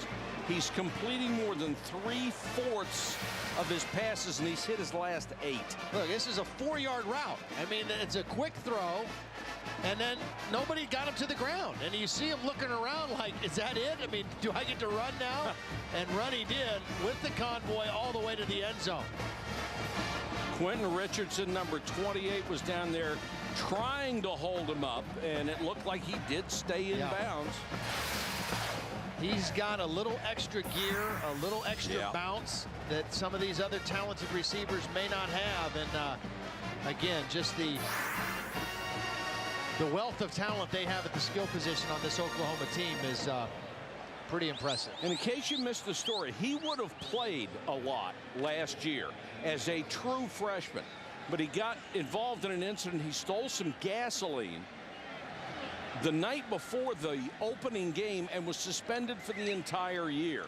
So it cost him that season. Probably overall good for him because he got to grow up a little bit. He went to Norman High School. He's from right there locally, and sometimes kids that grow up like that maybe have to separate from some friends or some acquaintances from high school and grow up a little bit, and it appears he's done that. Polk shakes 6-7 tackles, taken down at the 17-yard line. Let's check in with Holly. Well, guys, I checked in with both coaches at the half. Bob Stoops, I asked him about all the extracurricular stuff after the whistle, and if he addressed it with his team. He said, of course, that's not us, and I don't think it's Washington either. Tyrone Willingham said, you know, we just have to play. When guys aren't playing, when they're not focused, they tend to get caught up in that other stuff. He said, we got to get back to worrying about us. I asked him about the health of his quarterback, Jake Locker. He said he's fine, he's good to go. Holly, this defense right now for Washington on a pace to give up 800 yards to Oklahoma, and it looks like it has a chance to get even uglier as the game goes along. Logan, the flanker, came out. The pass was a little low and it's incomplete. You got to feel a little bit for Locker because when we saw him early last year, first or second game he played, just saw the highlights, you thought, boy, this kid is going to be a real player. Yeah. Well, he is definitely a highly skilled guy. I mean, he's got a strong arm. He's a great runner. He's been pretty bottled up in this game so far tonight. You know, I think when you watch him and you see his skill set, and you think the guy over in Gainesville last year, Tim Tebow, won the Heisman Trophy running a similar style type offense. And you think, boy, if Jake Locker was in that offense on that team, would he have won the Heisman, or would he have had the same kind of success? And I lean towards saying yes, he would. I mean, he is a tremendous athlete, much like Tim Tebow. Maybe a little faster than Tim, maybe not as strong. They both have good arms. Tim Tebow actually completed a high percentage of his passes last year and is again this year. That's the one area where Locker needs to really improve. Quarterback draw. And I know when you say that, you're not taking anything away from Tebow. No, absolutely not. Nothing. One of my favorite players in college football. And he's a great kid, and so is Locker. I mean, you're rooting for both of them because they exemplify what a college player ought to be and what a quote-unquote student athlete ought to be. Absolutely. Jake Locker wanted to be part of the turnaround here at Washington. Could have gone anywhere. Felt comfortable here, and his mom, Anita, felt even more comfortable with him coming to Washington. And he's from down the road in Ferndale, Washington. So he gets to see all of his relatives come and see him play here. Felt very comfortable with Tyrone Willingham. As we said, grew up in Ferndale. His dad, Scott, coached him as a kid. Played summer baseball for a wooden bat league out here. Said he discovered he didn't love baseball enough to play it, to dedicate himself to it. And he's going to concentrate on football. Was the Pac-10 freshman of the year a year ago. Rushed for nearly 1,000 yards. Just a tremendous runner. Oklahoma showing blitz, and here they come. Locker unloads and got it again to DeAndre Goodwin. Check back in with Holly for a little more on Jake Locker. Well, guys, he actually did his homework before he chose to come to Washington. He visited about 5 other Pac-10 schools. He said his mom, Anita, was the one who finally saw through all the you-know-what and thought that Tyrone Willingham was the guy that cared the most about her son and that he would fit the best here. He also said, you know, I'm a community service guy. Coach Willingham told us he used to bake cookies for a charity back home. That's a big part of this program. He said, plus I've met about 100 of the most successful businessmen. The networking here has been unbelievable. Todd, did you make cookies in high school? Was that part of your recruiting process, your community service? No, I didn't make cookies. Didn't do that. Not sure I knew how. My kids know how to make cookies. Do they? My boys are, yeah, they're pretty good at it. Well, Jake Locker, you know, this is a rough start to the season. First of all, you got to remember he had a torn hamstring August the 7th and missed about 11 days of training camp. So when they played Oregon the first game, he was not 100% healthy. And then he took a lot of shots in that game, had a rough game against BYU, and he was healthy coming into this ball game, but this has been a very physical Oklahoma defense that's knocked him around a little bit. Locker got that really nice throwing motion. Another completion to DeAndre Goodwin.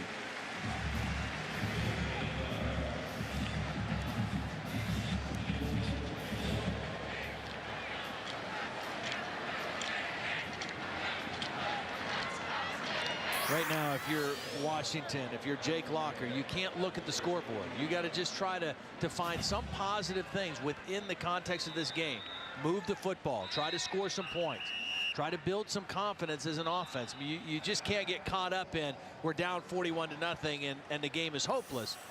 Play football, just keep playing.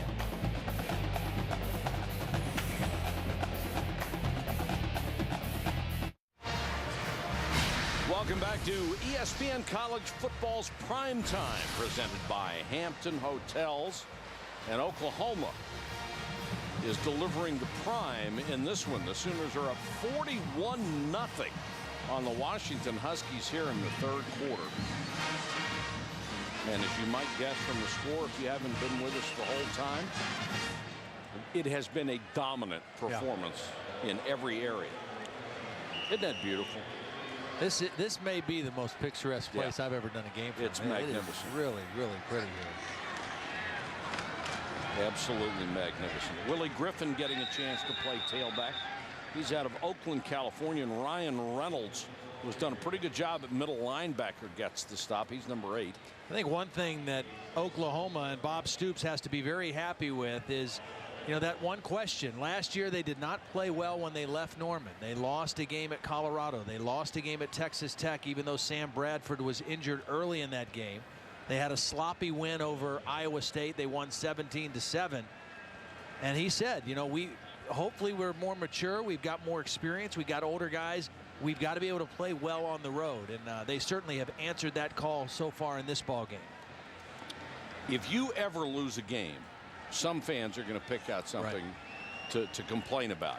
But it's very difficult to complain about the job Bob Stoops has done at Oklahoma. And one of the things I wanted to bring up tonight, he has, you see the symbol on his visor, the gold ribbon. That's a symbol from one of the local hospitals in a kids' cancer ward. He was asked to go there after they won a national championship to talk to some of these kids who were struggling with cancer, and you can only imagine how heart-wrenching that would be.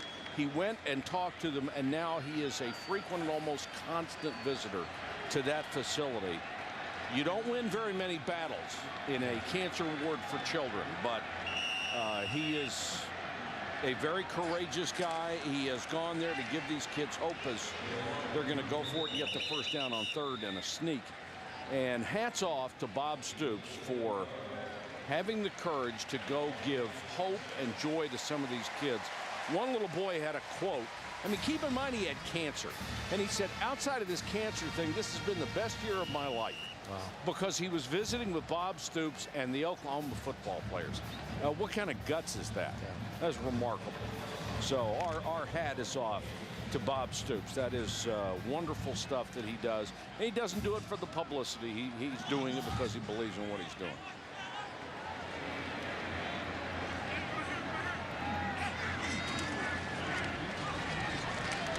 Blocker throws underneath and gets this one complete to Alvin Logan. And before the game, Bob came out. There was a Pop Warner game. Yeah. You know, Bob's from Youngstown, Ohio. I mean, it is pure football country. And northeastern Ohio, where I'm from, and whole family. Great coaching history in Youngstown. Youngstown Cardinal Mooney High School. Father was a coach. My buddy Paul McGuire from Youngstown just said, you know, he regales you with stories about all the people that come out of Youngstown, Ohio. Another low snap, and Locker has to go down on one knee to come up with it. It's funny how certain places are hotbeds for certain things, and coach after coach after coach comes out of Youngstown, Ohio. Yep. Well, this has been a problem all day for the Washington offense. Low snaps, it disrupts timing, it puts a little unnecessary duress on the quarterback, and in some cases it results in a turnover, as it did in the first half. One more time we saw it here in this possession, and I think the problem is that Juan Garcia knows those guys across the line. Gerald McCoy, Adrian Taylor, DeMarcus Granger, outstanding defensive tackles, and they've really got his attention.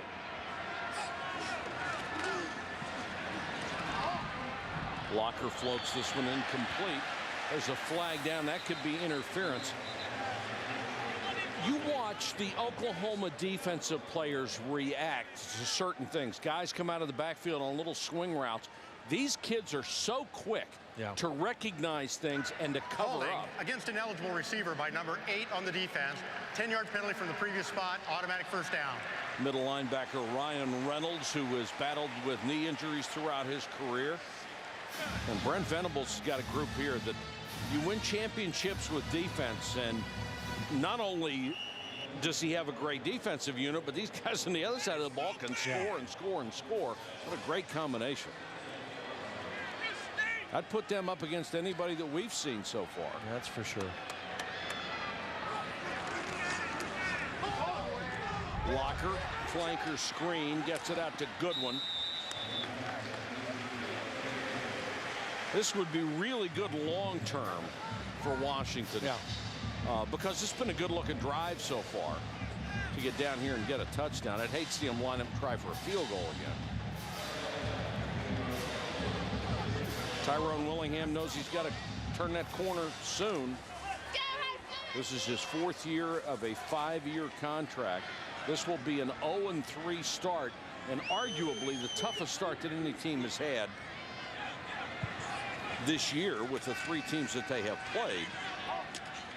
Well, and quite honestly, I don't know that anybody, any of the quote-unquote experts or commentators on college football, when they looked at this Washington schedule, thought that Washington would be any better than 0-3. Right. Maybe they thought 1-2, they might beat BYU at home, and they came very close to doing that. And really, what you mentioned about this being a positive for Washington, they've got to build something because the next couple games coming up are winnable games for Washington. If they go in with confidence and keep their morale up, they're good enough to win their next 3 ball games and kind of right the ship a little bit. But they've got to have something positive to build on in the second half of this Oklahoma game. Locker. Ball came loose as he hit the ground, so they're going to say he's down by contact. And let's check in with Reese Davis. Reese. All right, Mike, USC has a commanding lead on Ohio State, and it was almost worse. Final seconds of the first half, Mark Sanchez firing out there for Damian Williams, but Timothy Chikwa pulls down the interception, 21-3 at the half. On ESPN2 right now, Auburn has a 3-2 lead in the bottom of the 4th on Mississippi State, but the Dogs have a couple of runners on base. And New Mexico trying to knock off Arizona by 13. Reese, are they on 1st and 2nd or 2nd and 3rd? Makes a difference. Locker, good protection. He'll take off now. This is where he's the most dangerous. Got a great block in the corner. Jake Locker, touchdown. Willie Griffin peeled back and gave him a block that allowed him to turn the corner. I'm not so sure Jake Locker wouldn't have turned the corner anyway with his speed, but the block by Griffin secured it for sure. And we talked to the Oklahoma coaches about the speed of Jake Locker. They said, we put film of him against USC and Ohio State on for our guys, and that got their attention. When we saw him running by those guys with angles, our guys knew he was really fast. He's sort of a cross between Pat White of West Virginia and Tim Tebow. He's not as fast as White. He may be faster than Tebow. Their arm is right in between those two guys. It's a pretty good combination with whatever he's got.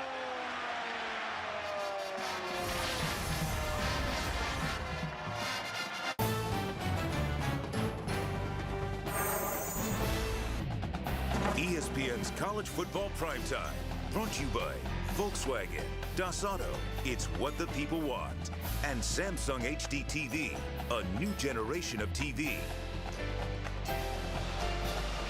Majesty of Mount Rainier off in the distance, the snow-capped peak, and it's, the scenery out here is just absolutely magnificent. 41-7, the Huskies finally get on the board. And now Oklahoma will take a knee and start at 20. I want to take you back to last week when the Huskies nearly pulled the upset against 15th-ranked BYU. 2 seconds left in the game, down by a touchdown. Quarterback draw, Jake Locker with 2 seconds left. Now watch when he comes up, tosses a ball over his shoulder, and he was flagged for an excessive celebration penalty. It backed up the extra point, and it was blocked. Here was the problem. Locker goes to the sideline, and here's the public address announcer say, excessive celebration penalty is called excessive, well, excuse me. An excessive celebration penalty is called on Washington. He said, what knucklehead did that? Right. And they said number 10. And he looked down and he said, uh-oh, I'm wearing number 10. He didn't even realize he had done something that could be a penalty. And quite honestly, the officials, I think, hid behind the rule book. They said they had to call it. There was no discretion. That's not true. That is disingenuous for them to say that. There was discretion involved. They made the call anyhow. They changed the outcome of the game, and I think that was just horribly wrong on their part. Yeah, I agree. I think that the rule is what it is, and I respect that. But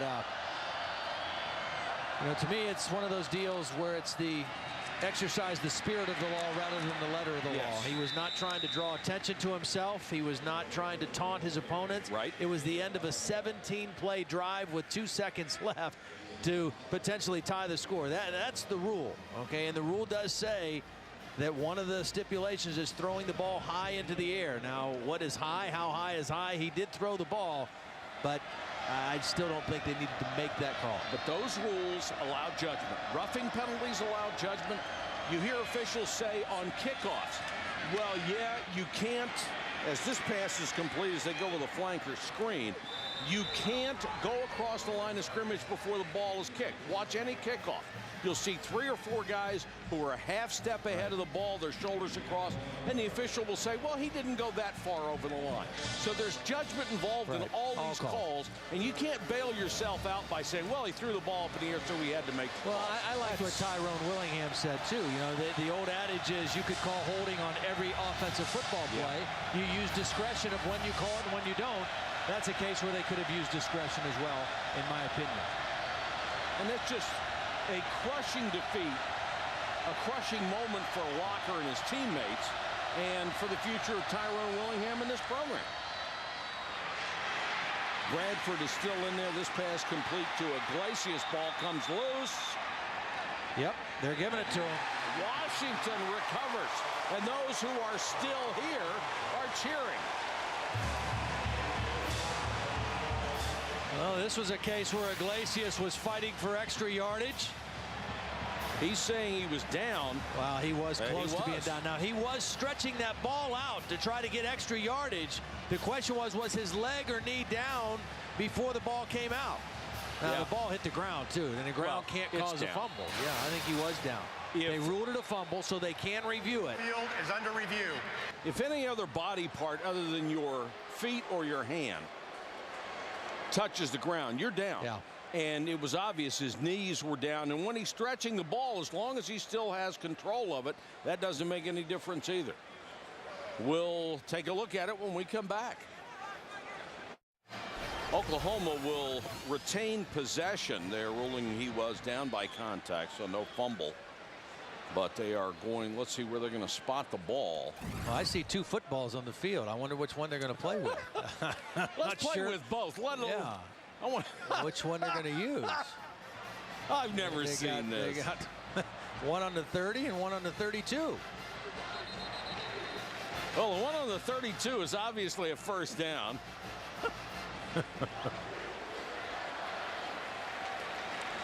Now they got to check and see where the ball is supposed to be marked, I believe. Now you would have a different element in this game. Snap whichever ball you like. You know, I just want to go back and make one more point to finish off the story of what happened last week in the BYU game. I mean, it affected where the kick was being made from, and BYU came through and blocked the extra point.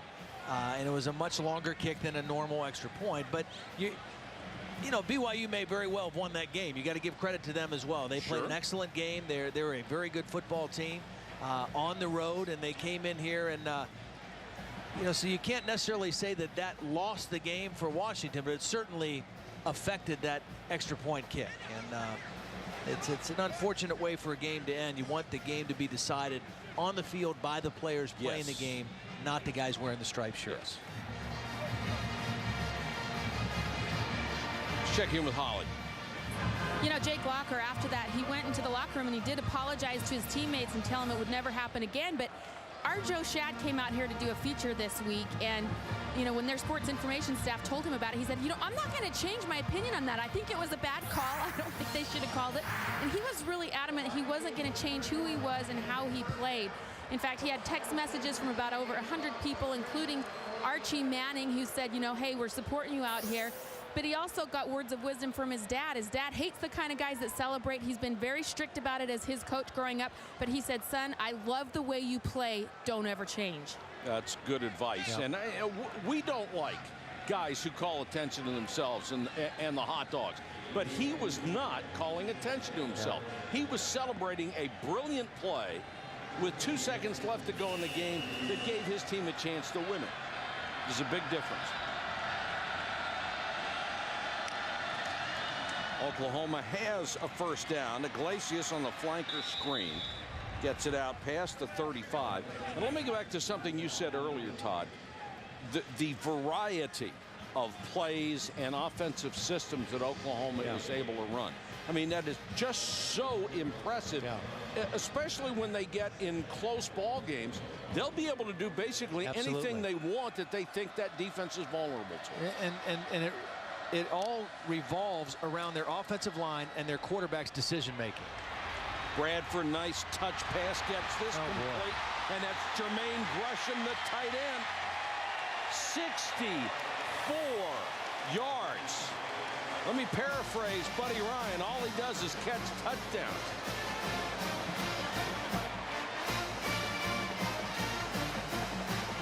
The frustration on the face of Tyrone Willingham. Well, it's sloppy tackling by the Washington defense. And we saw it on the Broyles touchdown, and now we see it again on the Gresham touchdown. Good throw and catch. Okay, you give up a play, but don't give up a 64-yard touchdown just because you're sloppy trying to make the tackle. And that should not have been a touchdown. Gresham is 6'6", 261, and he can run. You don't think this guy has an NFL feature? 18 out of 21 for Bradford, 5 touchdowns. Time now for Todd's Taste of the Town, that's brought to you by Chase.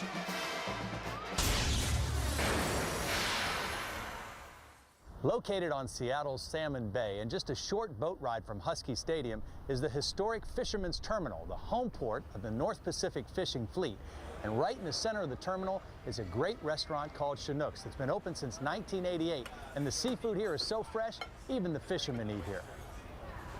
Now, some people, like my partner, think I won't eat anything unless it's fried or smothered in gravy, but I've got a very versatile palate. And today, I've got a beautiful piece of king salmon that was roasted on an alder plank, gives it a tremendous flavor, and topped with a roasted red pepper beurre blanc sauce.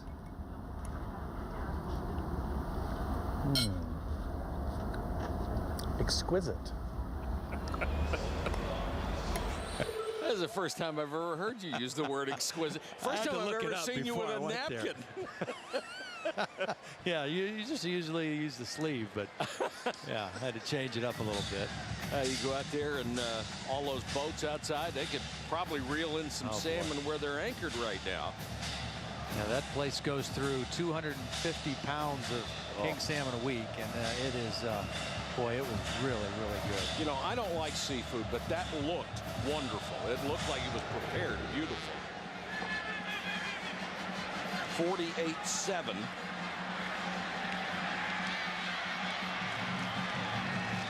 And the return for Tripper Johnson, the former minor league baseball player. Unfortunately, I do have a complaint about Taste of the Town this week. Okay. The salmon pie that you brought back. The apple pie a week before was a lot better. The salmon pie leaves something to be desired. Yeah, a little bit of a stretch. Yeah, it is. It is. Well, I'll tell you, I couldn't come to Seattle and not have the fresh salmon. I mean, that's what Seattle's known for. Absolutely. And, Chinook's was outstanding. It was really a great place, and just had to change up. You know, probably go back to something real healthy next week. But you know, you could put gravy on salmon. I mean, that's. Yeah. I guess some people could think that it was gravy, that beurre blanc sauce. Yes. And I thought that was pronounced very well. Thank you. Now here we go. At UCLA had burgers to the apple pan, chopped pork at East Carolina. That stuff looked good. And Chinook's this week. Next week we'll be at Auburn, and I think you're right. I think we'll go back to probably a little more home down south home cooking. You think? You know, the other thing I didn't get to see at Chinook's, but I know they had a big crowd. They have a boat. It's called the Dog Boat that leaves from that restaurant on game day, and they had 450 passengers that ride the boat from the restaurant to Husky Stadium. And I know they had a bunch of Oklahoma fans that were doing it as well. Yeah, it's a big deal. It's been going on for several years out of that restaurant and out of the Fisherman's Terminal. So it's about a 45-minute boat ride, only because they can only go a certain speed. But, boy, wouldn't that be a fun way to come to a game? Wouldn't it, though? Yeah. You saw DeMarcus Granger coming back on with crutches. He was the young man who was called for a penalty on a play that was whistled dead. He got a lick in and was called for a roughing penalty, and on the next play was retaliated against. He was triple teamed and got banged around, and this is Ronnie Fouch, who was in a quarterback. Yeah, this was, You know, I mean, I understand the guys going at him a little bit, but the extracurricular stuff is what was unnecessary. That's what didn't need to happen. Now, he hurt his foot. Obviously, he has a boot on his foot, and he's using the crutches. But the extracurricular stuff by the Washington offensive line there was totally uncalled for. And at second look, it did not look like a punch that one of those guys threw. He was just, what did the one official used to say in the NFL? He was down there giving them the business. Yeah. Broyles, with that tremendous speed, got a heck of a block at the sideline. This week, Monday Night Football takes you to the NFC East. Donovan McNabb, Brian Westbrook, and the Eagles against Tony Romo and the Dallas Cowboys. Monday Night Football on ESPN at 8:30 Eastern. Our coverage begins at 7:30 Eastern. Monday Night Countdown delivered by UPS. That is arguably the toughest division in all of football in the NFC East. And the Eagles and the Cowboys, the Eagles surprised people last week. Yeah. The Cowboys, a lot of people's trendy choice to win it all. Well, Donovan McNabb, I'll tell you, when he's on, he can flat out play. And Brian Westbrook, is a guy, he really is. He's a little guy. He's kind of an unassuming looking guy out there on the field, but he makes plays. Yes, he does. He really makes a lot of plays. Joey Halsley out of Huntington Beach, California, 6'3" senior comes on. He put up pretty good numbers so far in relief of Bradford. 14 out of 16. That's almost 88%. Obviously doesn't get a chance to play all that much, but they should be pretty comfortable with him in there because he is so accurate. Brown gets the carry. And Sam Bradford had another brilliant ball game through almost 3/4 of play. Well, he is a talented kid. He is, and I watched the first 2 games on Coach's tape and was very impressed and equally impressed with him today. And again, those 3 components just jumped out at me on film. I mean, his composure and his poise, his balance of his feet, and his accuracy throwing the football. Matt Clapp, the fullback, gets a rare carry. Now, when you say Coach's tape, tell the fans what you're talking about there and what you see on that. I mean, I just watched the same tape that the coaches on the at the respective schools have, and it's basically an angle of the film where it's all 22 players. So you see the whole offense, you see the whole defense, and you don't see as tight as shots as we usually give you on a TV camera angle, and it's just an easier way to watch the whole play, watch everybody on the play. And you usually see it from the sideline like we're looking at it right now, and then they'll run the same play from kind of behind the offense, so you see it from 2 different perspectives.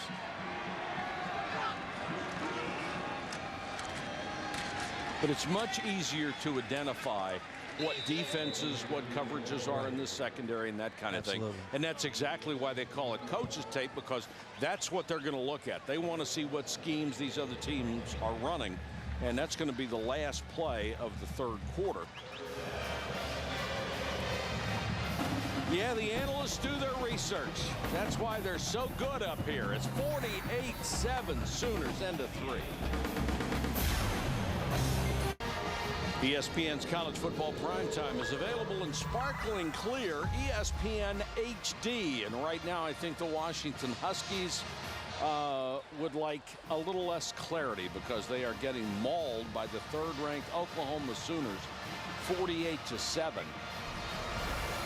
And Oklahoma has not called off the Dogs. They've called off the Sooners because they've got their 2nd-team offense in there in the person of Joey Halsley,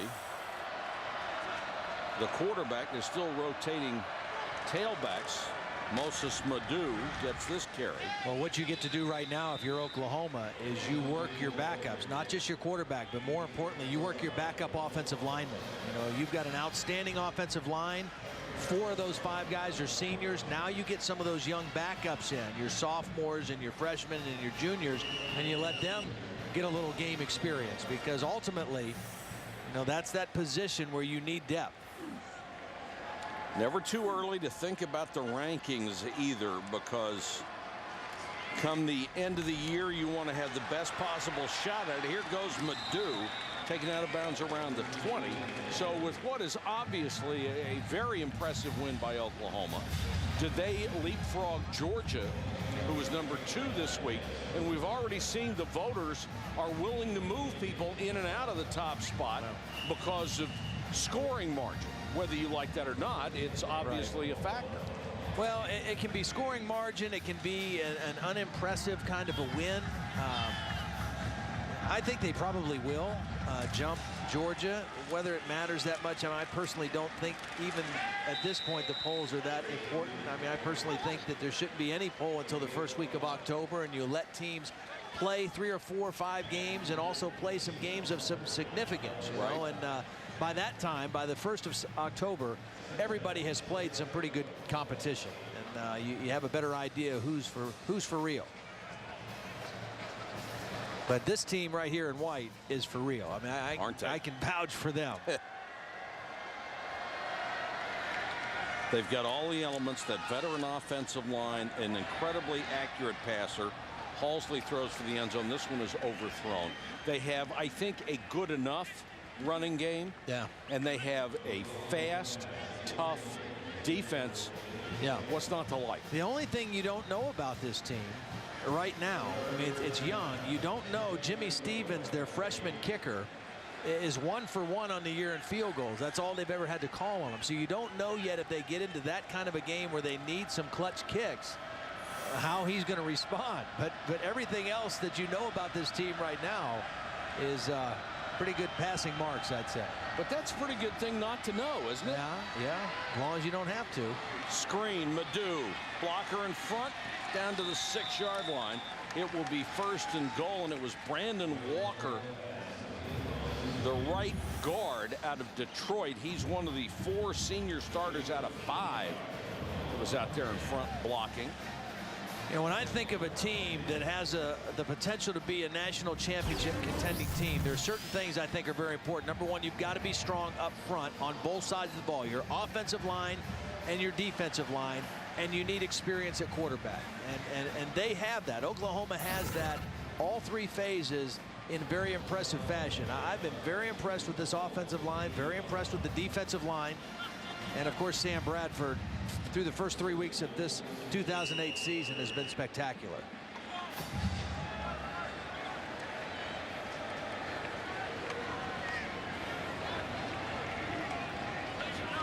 It was an offside call against Washington.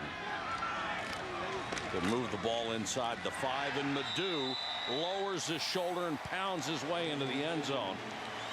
Well, they came in averaging 54.5 points per game, and they are at their mark right now with most of the 4th quarter still remaining. Oh, we got a final. Auburn has won 3-2. 3-2. 3-2. Wow. Who got the save? That's a little different spread offense. Tony Franklin, the new offensive coordinator at Auburn, installed the spread offense. 3-2. Wow. Apparently it's not completely installed yet. We'll see him next week. Yes, we will. They've just gone above the average. It's 55-7. Welcome back to Husky Stadium in Seattle. Let's take a look at the ESPNU All-State Standing Review. USC leading Ohio State. That game in the second half. Georgia goes to 3-0 as they beat a really good South Carolina team. Oklahoma, they're going to go to 3-0, obviously. Florida was off. Ohio State trailing.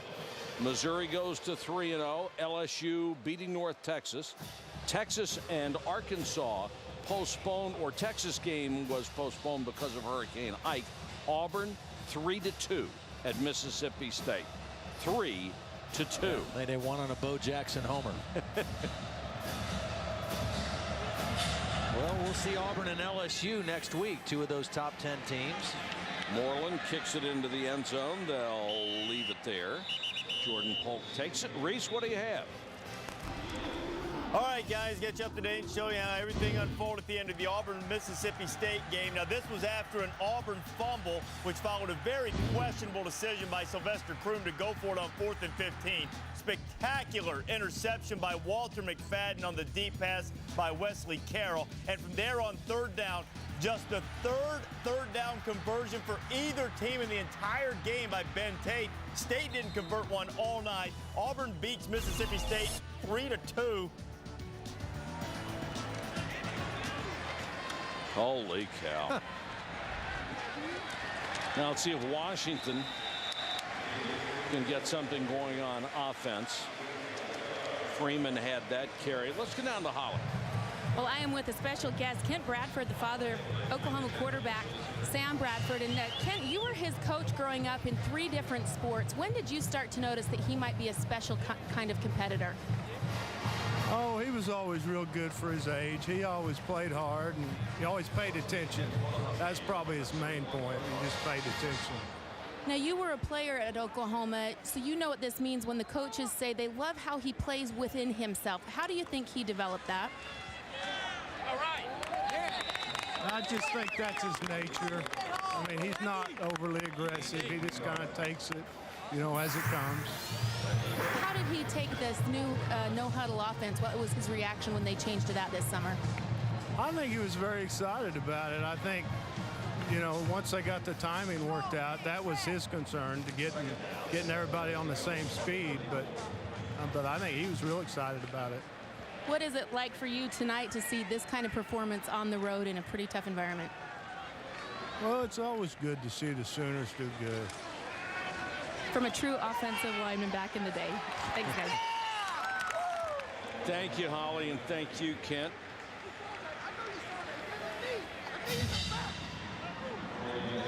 Oh, Kent. Wow. That had to be the 70s, huh? Went well with a nice leisure suit. Well, I think that, you know, you just listening to Kent talk and being a former offensive lineman, you can just tell that humility and that willingness to spread the ball around and just play within himself. I mean, it just kind of goes quite naturally for Sam Bradford. I'm very impressed by this young man, really am. Absolutely. Ronnie Fouch in a quarterback for the rest of the way for Washington. Throws on the run and throws a perfect strike. Nice toss by Fouch that time to Charles Hawkins, who was a senior, getting a chance to play a little bit here in the 4th quarter.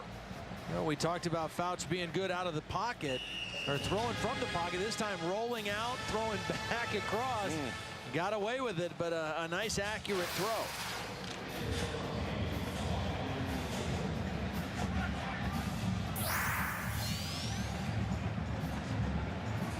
Coaches say this kid, if it's necessary for him to play from Washington, can certainly hold his own as a pocket passer.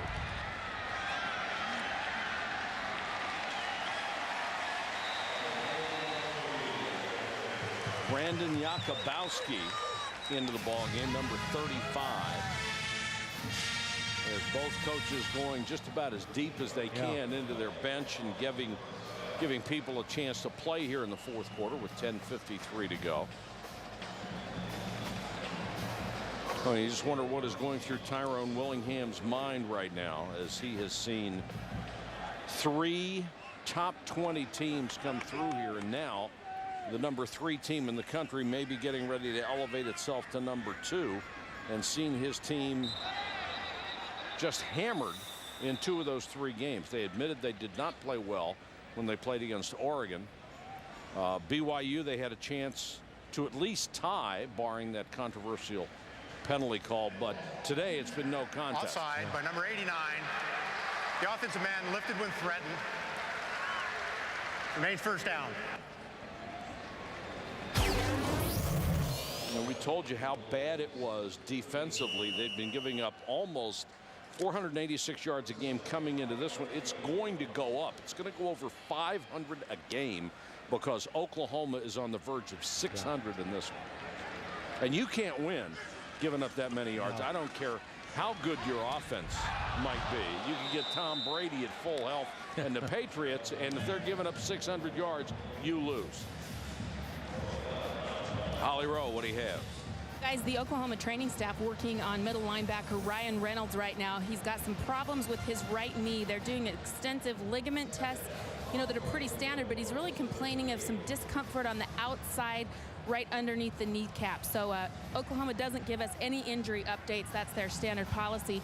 I can also tell you DeMarcus Granger out for the game. As you saw, he's on crutches, left foot injury.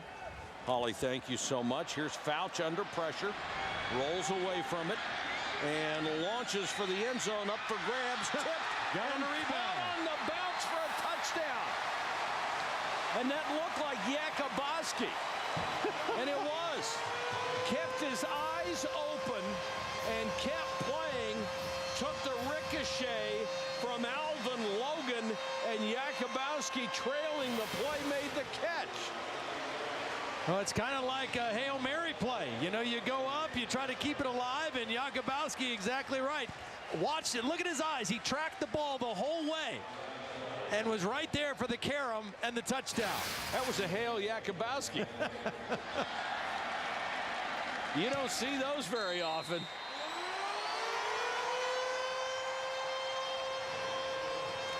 Chance for the Huskies to celebrate. Hail Yakubowski.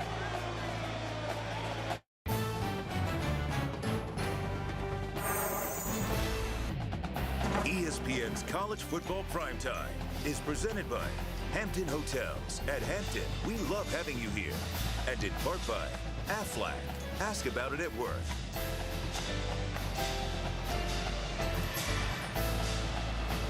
It looks like all the boats are still there, but most of the fans in the stands are gone. We started with around 72,000 people. There aren't many of them left. You can understand why. Oklahoma with Johnson on the return. Up to the 30, and we go back to the studio. Here's Reese Davis. All right, Mike, Sports Center right now. Because of damage to Reliant Stadium in Houston due to Hurricane Ike, the Ravens-Texans game has now been moved to November 9th. Better check the schedules because both teams had to shuffle some games around in order to make that happen. And also because of the storms, the Cubs and Astros will play 2 games in Milwaukee on Sunday and Monday, although Minute Maid has been deemed playable. Some scores to get you up to date on LSU. See them against Auburn next week, crushing North Texas 41-3 late in the fourth quarter. You can see it on ESPN 360. Reese, thanks so much. 55-14 here. We are under the 10-minute mark. You take a look at what Oklahoma has in front of them now after this 3-0 start. Another road game at Baylor in a couple weeks. TCU at home after a week off. Big one with Texas and Dallas. Always. Yep, always a big game. Now, Kansas is ranked 13th, but they were knocked off last night by South Florida, so they're going to drop. And that was a huge win for South Florida in the Big East, wasn't Absolutely, it? sure was. South Florida has kind of positioned themselves now as the team to beat in the Big East. They certainly have. And Jim Leavitt has done a magnificent job down there. And I love their quarterback. Yeah, I do too. Matt Grothe is he's a winner. He's a competitor. He's a run pass dual threat guy. Jim Leavitt, I think he was with Bob Stoops and on Bill Snyder's staff at Kansas State before he took that job. Kind of that same coaching stock. Oklahoma looking at a 3rd and 8 here with Halsley, the backup quarterback. Halsley throws the slant, incomplete, intended for Jameel Owens, and they'll have to punt it away. We mentioned Bob Stoops had a birthday this week, 48 years old, and not a very old guy when it comes to the coaching profession, but look what he has done. The coaching tree, current head coaches right now that are doing great jobs. Mike Leach at Texas Tech, Chuck Long, Mark Mangino at Kansas, Mike Stoops, his brother at Arizona, and the most recent one to leave his staff, Kevin Sumlin, now the head coach at Houston. That's a pretty impressive coaching tree for a guy who's only 48 years old. Yes, it is. Goodwin is deep, comes up on a short kick, but can't get there, and Oklahoma will down it inside the 35. When we come back, we'll talk about the quality of the quarterbacks in the Big 12. Are they the best in college football? There's sure a bunch of them.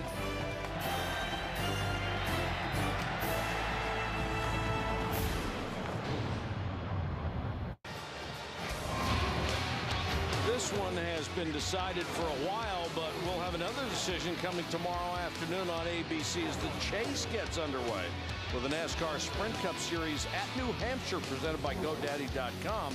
The top 12 drivers in NASCAR racing for the Cup. Coverage starts with NASCAR Countdown at 1 Eastern tomorrow.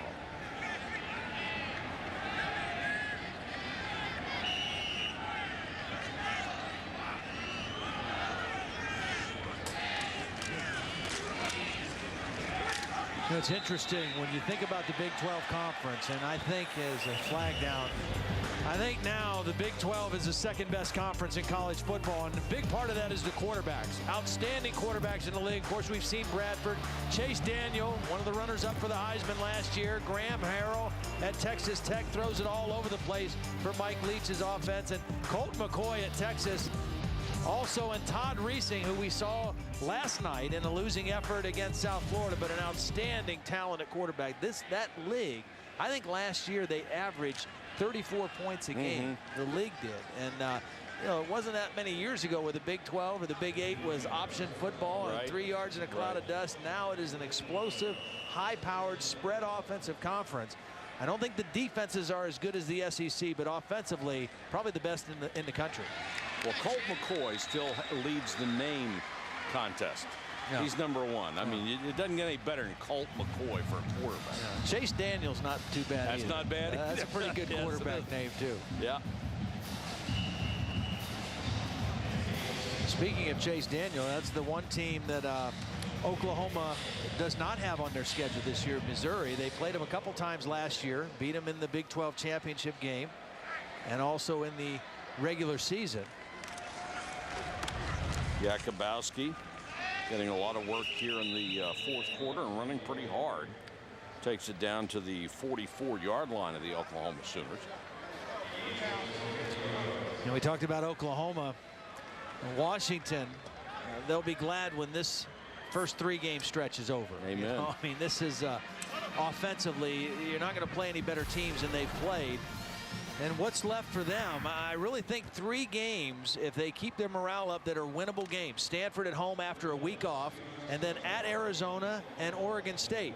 And then Notre Dame comes calling on October 25th, and if they could win those 3 and even up their record at 3-3, who knows? They could maybe turn the thing around in a positive way for Tyrone Willingham. Well, conventional wisdom is that 6-6 would be the minimum they would have to have for people to be on his side and say, okay, let's do that 5th year of his 5-year contract. And if they win the next 3, they'd be 3-3, and you could say 6-6 would be a legitimate goal. Yeah.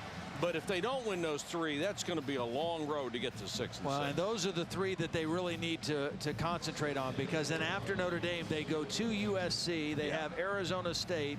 They're at Cal to finish the year. I mean, it gets tougher in the second half of their schedule after those 3 or 4 games. Although, what happened to Cal at Maryland today? The Terps stepped up big time. What happened to UCLA at Brigham Young? Oh, my heaven. 59 points against the UCLA defense, and their offense did nothing. Yeah. And we saw that defense in week 1 against Tennessee, and very impressed with how they played defense. Now, maybe they read their press clippings in their week off. Well, we talked about the Big 12 quarterbacks. That quarterback up in Provo is pretty doggone good, too. Max Hall is a very talented quarterback. And BYU is one of those teams that has a chance to make a run for the BCS. Fouch on the draw. Jakubowski takes it down to the 25-yard line.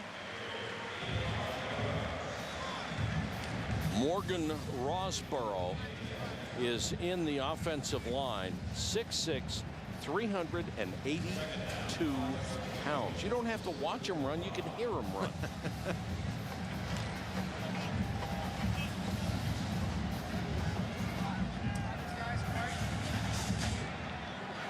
He's number 70. lined up at right guard, 382 pounds. And I just watched him block on that play. He's got pretty quick feet. Not bad. Not bad. He's a junior. Boy, if Morgan hits one of those all-you-can-eat buffets, they're in trouble. Yeah. Take a look at him here. Moving his feet pretty good, trying to slip back inside. Again, this is the time in the game where you say, okay, it's kind of a washout part of the game, but your backups, the guys that work just as hard in practice, sometimes they're your scout team guys. You get them in the game. You get them some game experience, and you get them on tape, and you can coach them up after watching them on tape in a game. Here comes Fouch, and Morgan may have gotten away with a little hold. I'd like to see what he could do on a screen pass. That'd terrify a safety, wouldn't it? Let's check in with Holly. Well, guys, this is pretty impressive. This is obviously out of hand. Jake Locker's been on the sideline for a long time, the quarterback from Washington, but he's still standing right next to the guy that's signaling in the plays. Every time he signals in the plays, he checks his wristband. He hasn't checked out of this game mentally. He's just a sophomore. He's taken every opportunity to continue to learn here. That's pretty impressive, 55-14. Sure is. That's what you would expect from him. I mean, it's very difficult to find anything negative to say about him. Jakubowski knocked off his pins and will lose a couple of yards. Box made the tackle. Well, the other thing that shows you about Jake Locker is that this is his football team. I mean, yeah, he's out of the game and the game is out of hand, but he is still unquestionably the main leader of this football team, even though he's a sophomore. So for him to check out and go sit on the bench and fool around and put a baseball hat on backwards or anything like that would send a bad message to the rest of his team. And what he's sending to his team right now is, you know what, we'll be all right. We'll get back to work on Sunday and Monday, and we'll come back and we'll get after it again, have this week off, and try to turn this thing around. Fouch goes for the end zone, underthrows, nearly picked off. It went right through the hands of Desmond Jackson, had a chance for the pick and couldn't haul it in.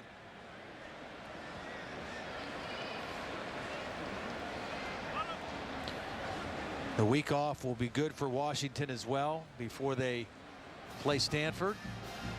Again, you're talking about such young skill guys. I mean, Goodwin is a sophomore. Everybody else is a freshman. Your key wide receivers. You have a very talented tight end and Cavario Middleton, who's a true freshman.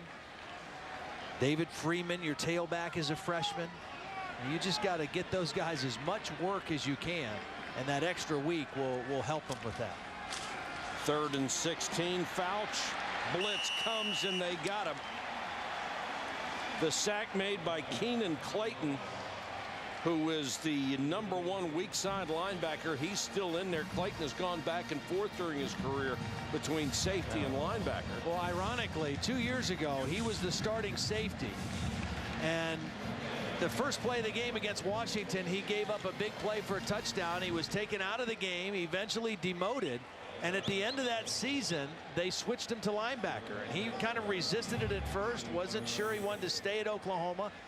But it actually worked out great because he's got the speed of a safety and he hits like a linebacker. Field goal attempt by Ballman is wide.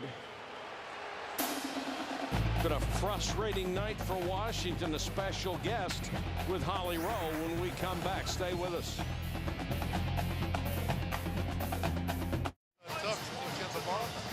3 minutes, 23 seconds to go in the ball game. The Sooners on top of the Huskies here in Seattle, 55-14. Things have not gone well in Seattle lately. The bowl games stretch as all the way back to 2002 for the Huskies. The Mariners will miss the postseason again, 7 straight. The Seahawks, it looked ugly against the Bills, and they have all sorts of wide receiver concerns with injuries.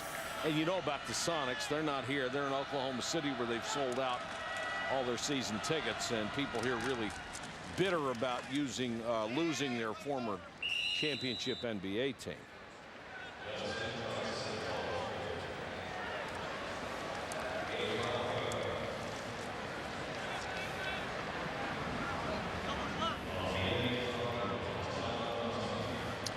This was a rather noisy place about 3 hours ago, but not anymore.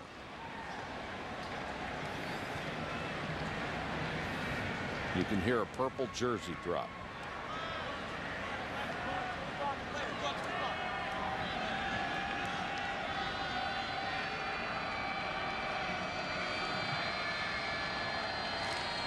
Halsley at quarterback. Gives it off to Justin Johnson, the young man out of Gilmer, Texas, who's a freshman. Reese Davis, let's check in with you. All right, Mike, I want to show you what's going on in the family of networks. USC is just crushing Ohio State. A lot of time left, and they're up 35-3, threatening to score again. Sanchez had a huge day. He's thrown 4 touchdown passes. And over on ESPN2, Wisconsin and Fresno State late in the first quarter. Fresno just turned it over. Wisconsin's got it in Bulldog territory. That one's worth staying up late for. I'd stay up and watch that on ESPN2. That a baby, Reese.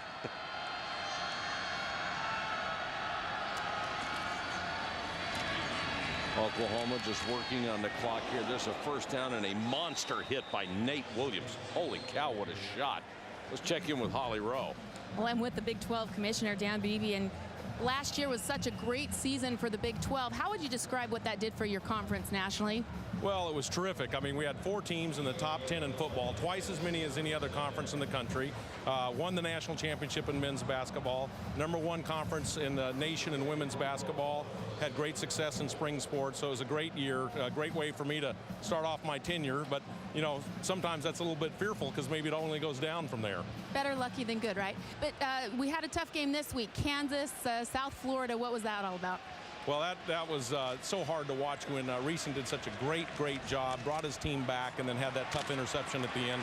Kansas is going to be a great team. They really play hard. They come at it all the time. How would you evaluate this Oklahoma team from what you've seen tonight? It's very strong, too. I don't know. I'd hate to be a coach in our league this year because Missouri, Oklahoma, Nebraska's looking good. Texas Tech is looking great. So we got a lot of great teams going on this year. All right. Thanks for joining us. Thank you, Holly. Appreciate all you do. Holly, thank you so much. Mr. Commissioner, thank you. And it certainly has been a couple of banner years for your conference. SportsCenter is coming up when we're done here. The clock is running. Only 33 seconds to go. And you have to take your hat off to the Sooners. They have just been magnificent in every department.